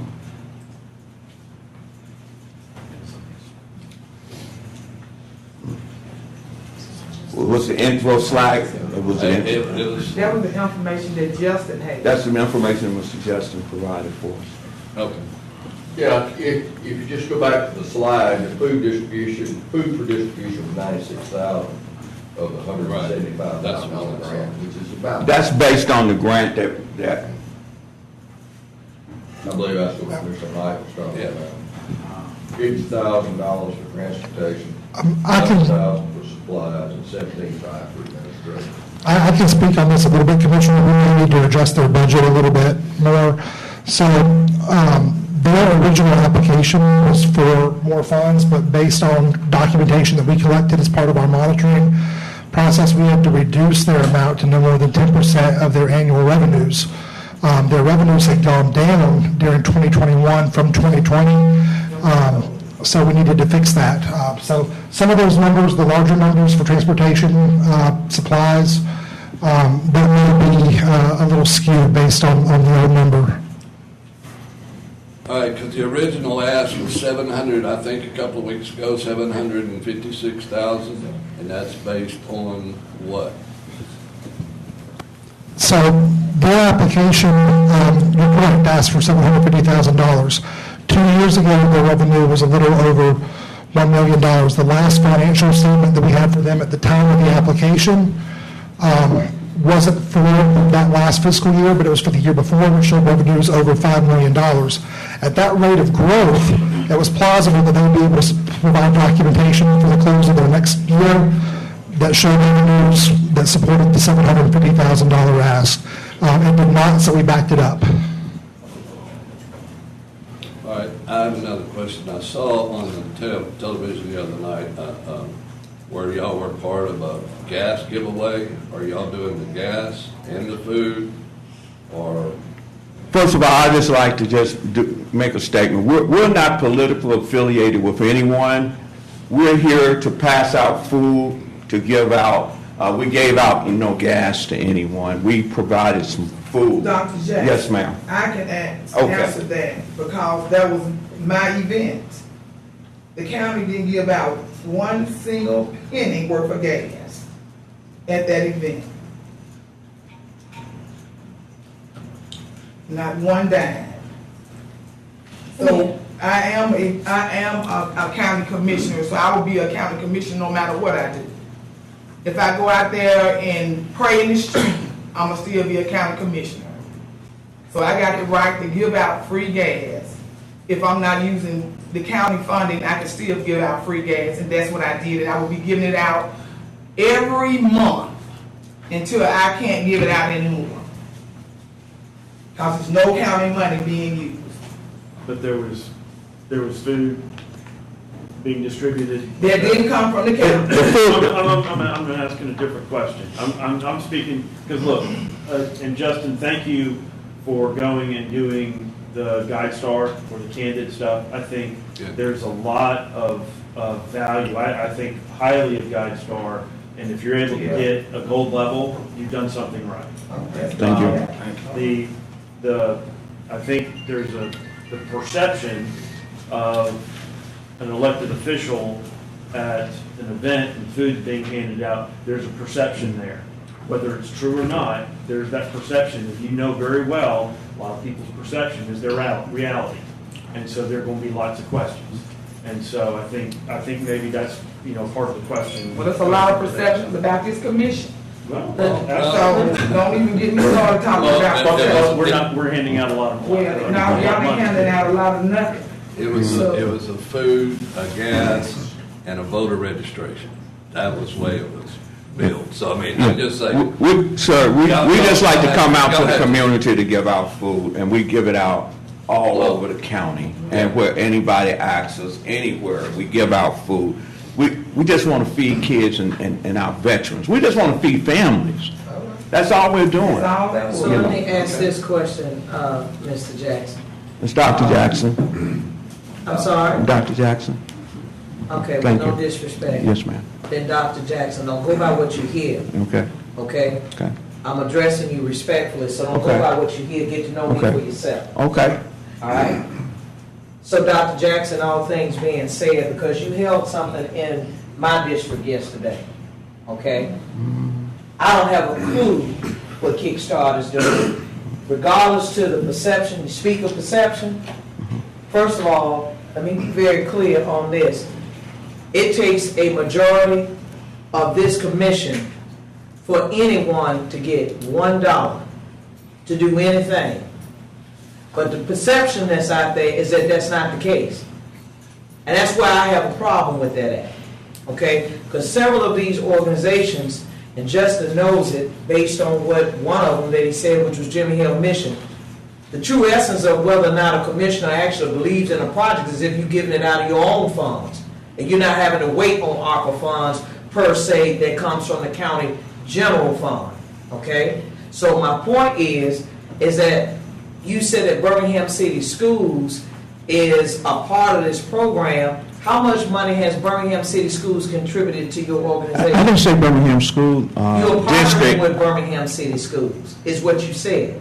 During the pandemic, ma'am, during the pandemic, they asked us, would we serve the kids after the schools shut down, the cafeteria workers wasn't available to work anymore?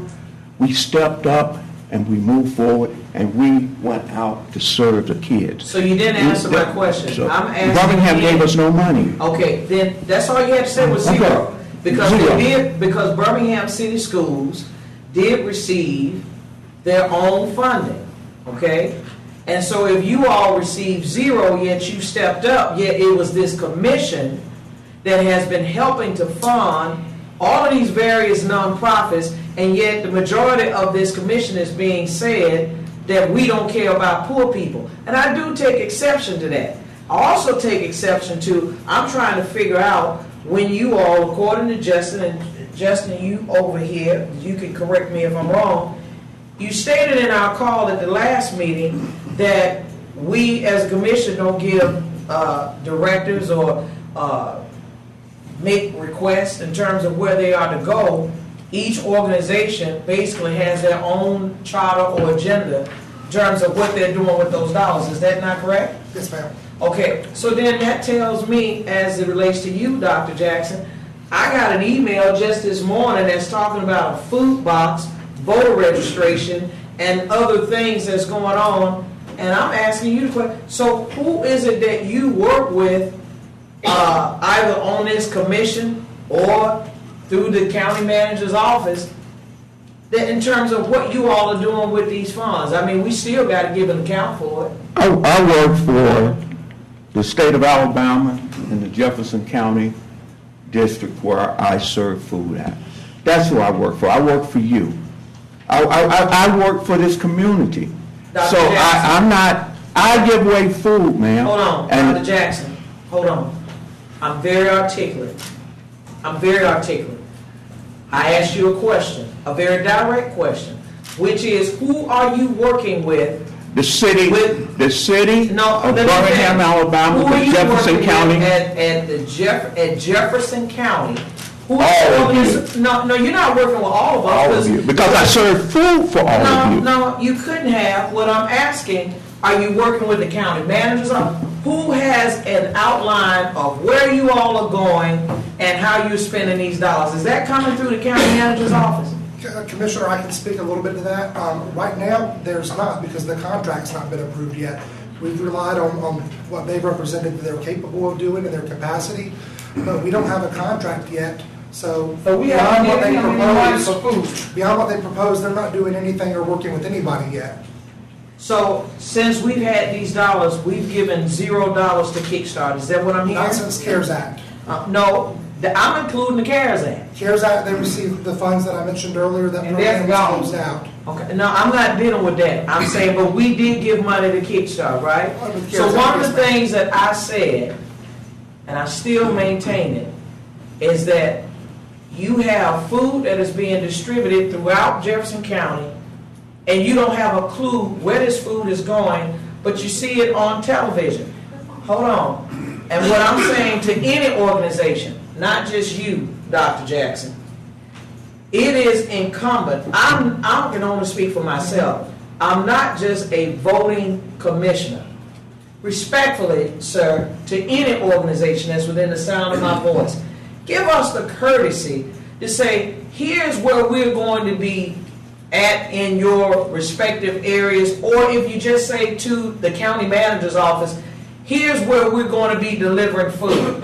I've been accused, particularly I guess of your program, that since I had questions, you know, my staff has been called we're the devil. We've gone from the devil to a principal has made me aware that someone sitting here in this room has said that we prevented money from school children getting food. I didn't have a clue what they were talking about. Because one thing about me, I represent my district, and nobody has to go out and ask for a dime. I give to schools, and they never even have to ask. So the narrative is what I do take exception with. That's why I'm asking you direct questions. If you're saying that you stepped up, well, then it would be incumbent that if asked publicly, then it is the county that is helping your organization and any other organization to step up.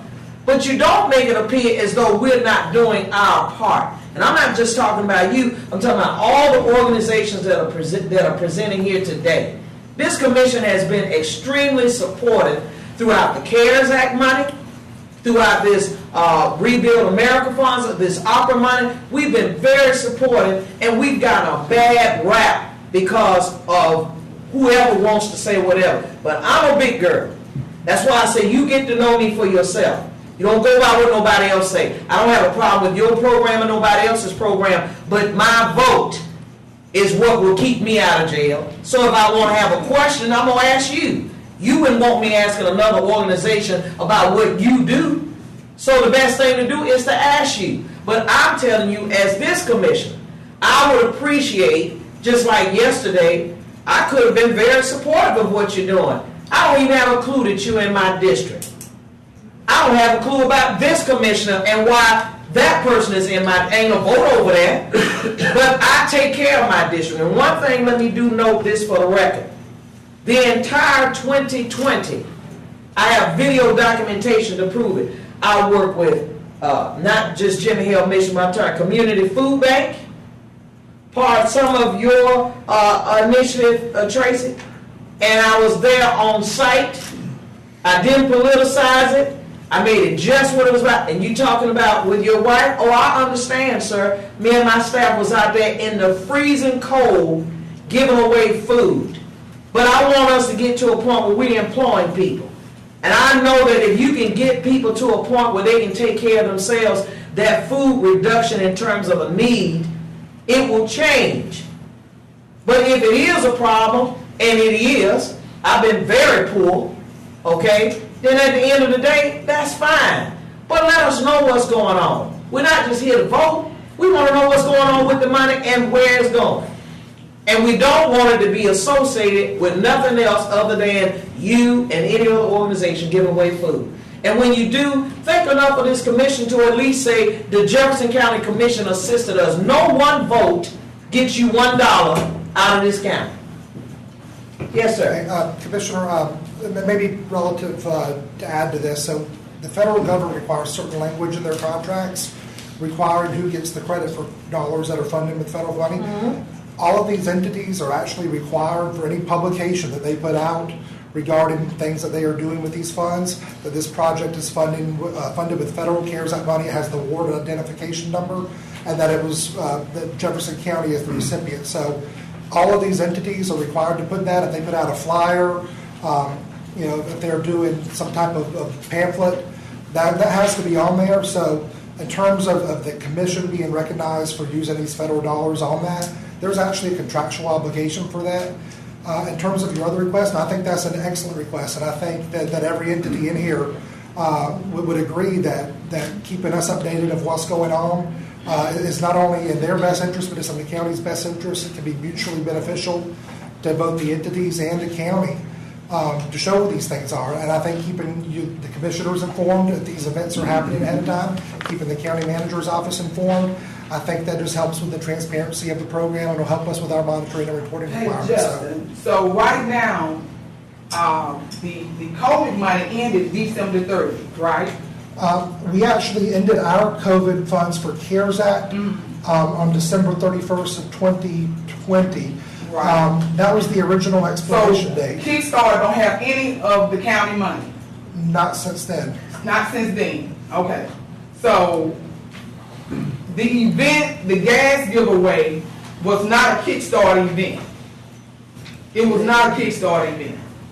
So I want to make that plain and clear. It was a partnership between 3 different organizations, and I was one of them. I partnered as Commissioner Sheila Tyson with Dow County Fund.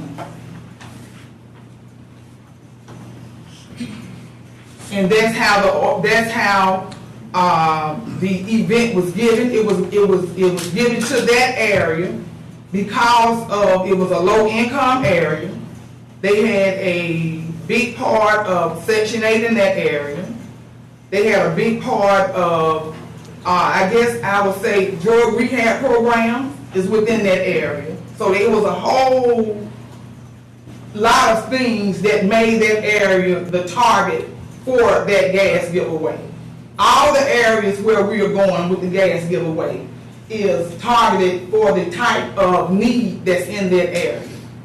So respectfully, Jefferson County don't belong to nobody. So respectfully, Commissioner, if you show up in another commission, see the problem is you're not going to go to these Republican districts and do the same thing. I will be in Jimmy's district next Monday. Well, you will be in Jimmy's part of the district that you both share. But I'm still going back to what I said previously. If you're doing something in any commissioner's district, it would be courteous to say this is where we're going. This are the people that nobody has to give me the demographics of Commission 1. I don't have an opponent. That's why I'm very involved in my district and service East Lake when we were doing it. But at the end of the day, that's not the issue. The issue is the lack of communication that I feel with all organizations. I'm not just pointing you out, Dr. Jackson. All organizations. We have a duty and a fiduciary responsibility that if we are voting on anything, we should know what we're voting on. That's the difference. We ain't making this personal. We want to have an understanding. You got to give an account for your vote. and your vote is dealing with federal funds that came with federal guidelines. The food that he gave And at the end of the day, if it is not federal money that you are seeking, then that would make me say, why are you here today? Because I'm telling you, it looks like it's impropriety that is taking place. It doesn't look good. When I saw it yesterday, I'm telling you the truth. When I saw it hold on, sir, it didn't look good. Hey, Justin. And therefore, you're collecting data of people's information. It doesn't look good. And I'll agree with that. But Mr. President, I have an economic development meeting I have to go to. So just for these purposes, I'll move items 1 through 5 so we can have further discussion on Thursday. Move it to the agenda. And then All right, we have a motion for 1 through 5 on the Second. county managers. Second. To move to the agenda. All in favor, say aye. Aye. Okay. my apologies that I have to. No, you're fine. Neither, Item 6 is a contract for Justin. Item 7 is a contract for Deputy County Manager. Location agreement for the Grace by Night. And then number 9, resolution of the commission reorganizing the Department of Community Services and Workforce Development. Move the items. Well, I have a motion. I'll second that. Have a second. All in favor, say aye. Mr. President? This 6 through 9? That, It is. so is that including the item that was tabled also? No. No. Okay, so are you saying that we're moving forward with dividing up these 2 departments without no further discussion on it? And we need to discuss it in here, we can discuss it on Thursday. But I do want to have an understanding of how we're going to proceed. Please. Okay. Yeah. Item 9 is separating workforce development and community development into 2 departments. And the previous item you mentioned, manager's contract is up for renewal as the deputy community development workforce development. Right now, all we're proposing is to renew his contract in that same position. This item separates the two to 2 separate departments so that we can work closely with the state in working on workforce development and make some improvements there. So then, my question would be, are we dividing up the staff, or is Mr. Roberts going to become a director, or what is that? Possibly, to answer those questions, we have some staff in community development in the county department. It may come over, we may have some in workforce development. The first thing we needed to do is have y'all approve it being a separate department. Then we'll get to work on the details and come back and have a program. And no additional funding required. What do you mean, no additional funding required? Well, you have to say that, so you don't have a budget. Okay, but that being said, but isn't there going to be, what is the difference in the salary between the existing contract and the one that? Well, we're recommending renewing his contract regardless of workforce development. I believe the salary difference is 10%, so that's. 10% of? I think it's 145. Okay, so then what is that, $14,500? That's 10% of 145? It was in the back of that, and I don't have it.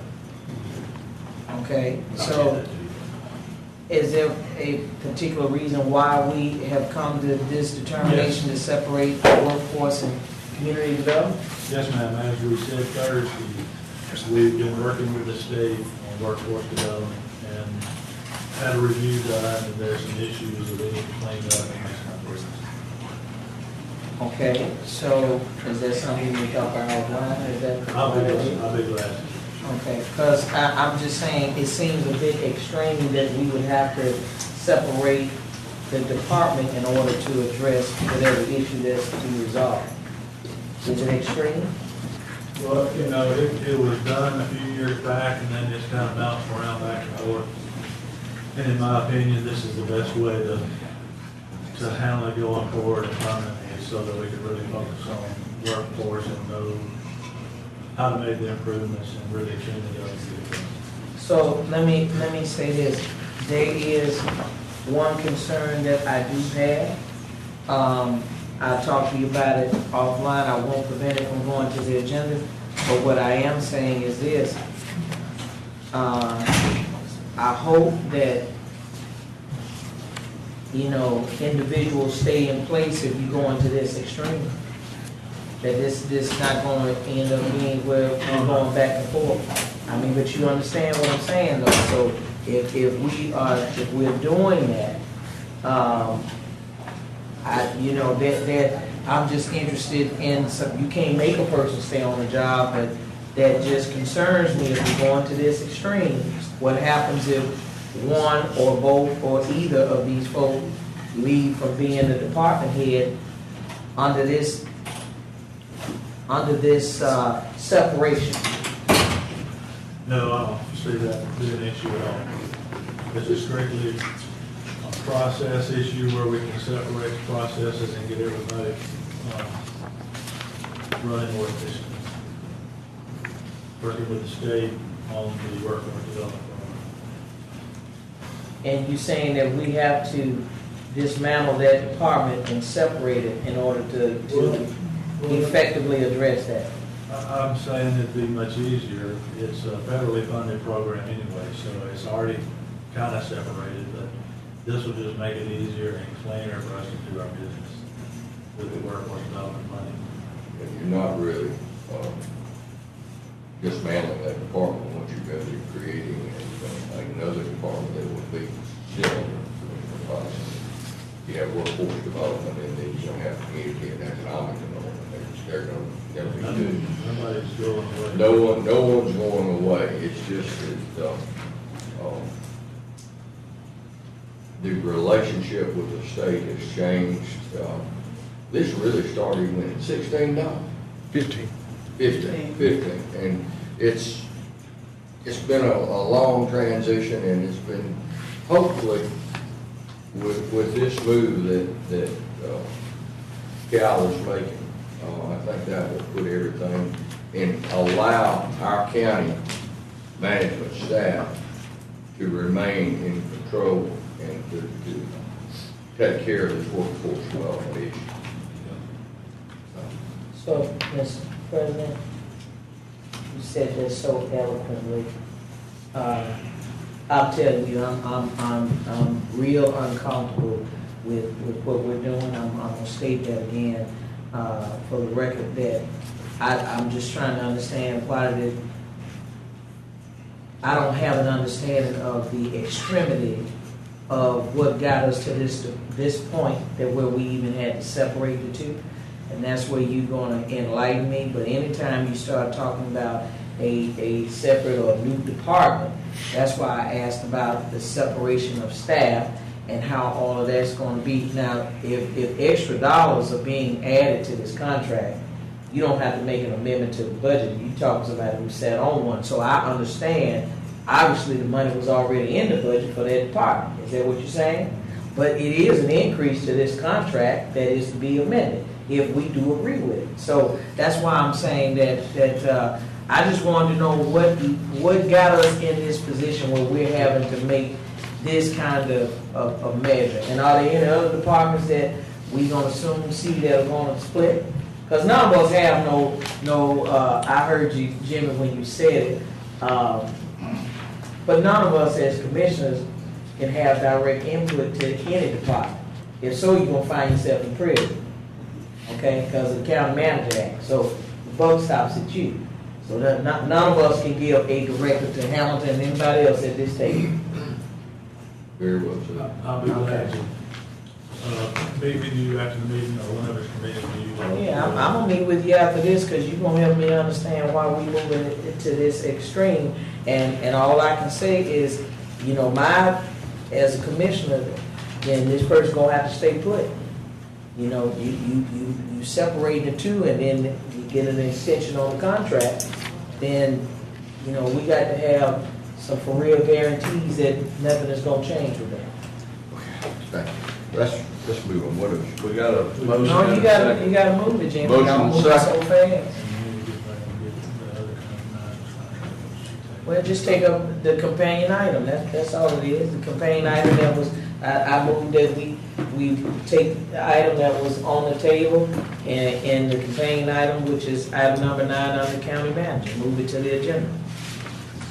Have a motion? It's already been said. It's already been. All in favor, say aye. Aye. Aye, there you go. Now, let's go back to that table motion real quick for that salary adjustment. We just did that. We already. Did we put that in We there? did, we did. All right. That was the amendment that I was looking for. the You on second. my agenda. Oh, well, if that's the end of what Cal, is that, That's all we have. that's all you have? Okay. Thank you. Commissioner Tosh? Okay. Good morning. Did you get your community grant? Did. Yeah, we did that. Okay, community development, human resource services, we have nothing from the corners of the green, Dr. Hamilton. Good morning. The first item is a resolution proclaiming April as Fair Housing Month. Items 2 through 4 are new license agreements for the storm shelters that are owned by the county, which simply specifies the responsibilities of those overseeing those shelters as well as the obligations from the county. Are these where we're taking over the shelters, or are these going to be managed by these people? No, they're still going to be managed by those Are we, organizations. is there any funding coming from the county in order for these people to manage them? Because that wasn't in the backup. No, there's no funding. There is reimbursement for the insurance, and that's the only change from the last agreement. Number 5, this project is, this storm shelter's been open for some time in Fultondale, and this is just the final change order so we can close that project out. Why are we doing additional funds? This has been Yeah, a disaster from the... Yeah, I know. So anyway, there was some leakage from the contractor anyway. We had to get that fixed, we had to increase that to about $9,710. Is that to this contractor? Yes, that's correct. Was it a defect in the work, or? The consultant and he went back and forth, and so I haven't been told that there was any defects in the work, but that's what happened, and we needed to get this thing done and closed out. Number 6, we bid 3 housing rehab applications, and the cost of materials going up. 3 of those went over $30,000, and per that administrative order, we have to bring that to the county's attention. Number 7 is the Neighborly Software Emergency Rental Assistance Program. This is some software that would help us with our ERAP program. This will allow us to be able to do our reporting more efficiently and allow us to get those reports in the Treasury on time. It will consist of them providing software implementation, data migration, because the partners right now are using Excel spreadsheets, and then also allow us to prevent a duplication of benefit, which could put the county into a position of having to pay funds back to Treasury. So we don't, we've had some mileage with this ERAP program too, so, but this will kind of. Yes, sir. Coordinate everything? Yes, sir. And this is a 3-year contract? I think it's a 2-year contract. Let me see. Let me get back to it. It's a 2-year. It's a 2-year. So we don't have the wherewithal to track all of this. No, I mean, as big as this program is, and trying to do this on an Excel spreadsheet, it's just difficult to keep up with the reporting. Okay. First Light is just for operations and essential services for this homeless provider, and we're paying for that out of our ESG funds in the amount of $12,000. And then Build Up, I think they made a presentation to the county a year or so back. It's a charter school that when these participants come out of high school, they have a diploma as well as an associate's degree. And they have some fees associated with that program, and we're simply paying $15,000 to offset those fees for these students. Is there any remaining funding in the 21 program that will carry over to something else, or is that it? Is that kind of wrap it up for the 21 program? That's going to wrap it up for the 21. So 1 through 9. Second? It's been first and second, all in favor, say aye. Aye. And you have family court.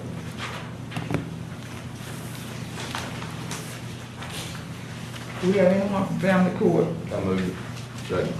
Been first, second, all in favor, say aye. Youth detention, Good morning, Commissioner. The first item for us is for our PREA auditor contract. That is so that we can have auditing services for this year. This is a 3-year contract in which we have to provide these services for the federal government. And then on number 2 is for Ryan's Hope Foundation. They will provide some art therapy projects for us, provide a speaker series, mentoring services, but primarily on-site therapy program for the residents. Move 1 and 2. Second. first and second, all in favor, say aye. Aye. I have 2 community grants, and then I have some new business. I will have an appointment for Maria Knight vacating the Leave Bank Board, vacation Leave Bank Board. They have an infrastructure grant for New Hope Community Development Senior Citizen Center for $100,000. I'll move 1 and 2. I'll second. First and second, all in favor, say aye. Aye. Now, what was that first one you The wrote? appointment for Maria Knight, the Vacation Leave Board, and the infrastructure grant New Hope for the Community Senior Citizen Center.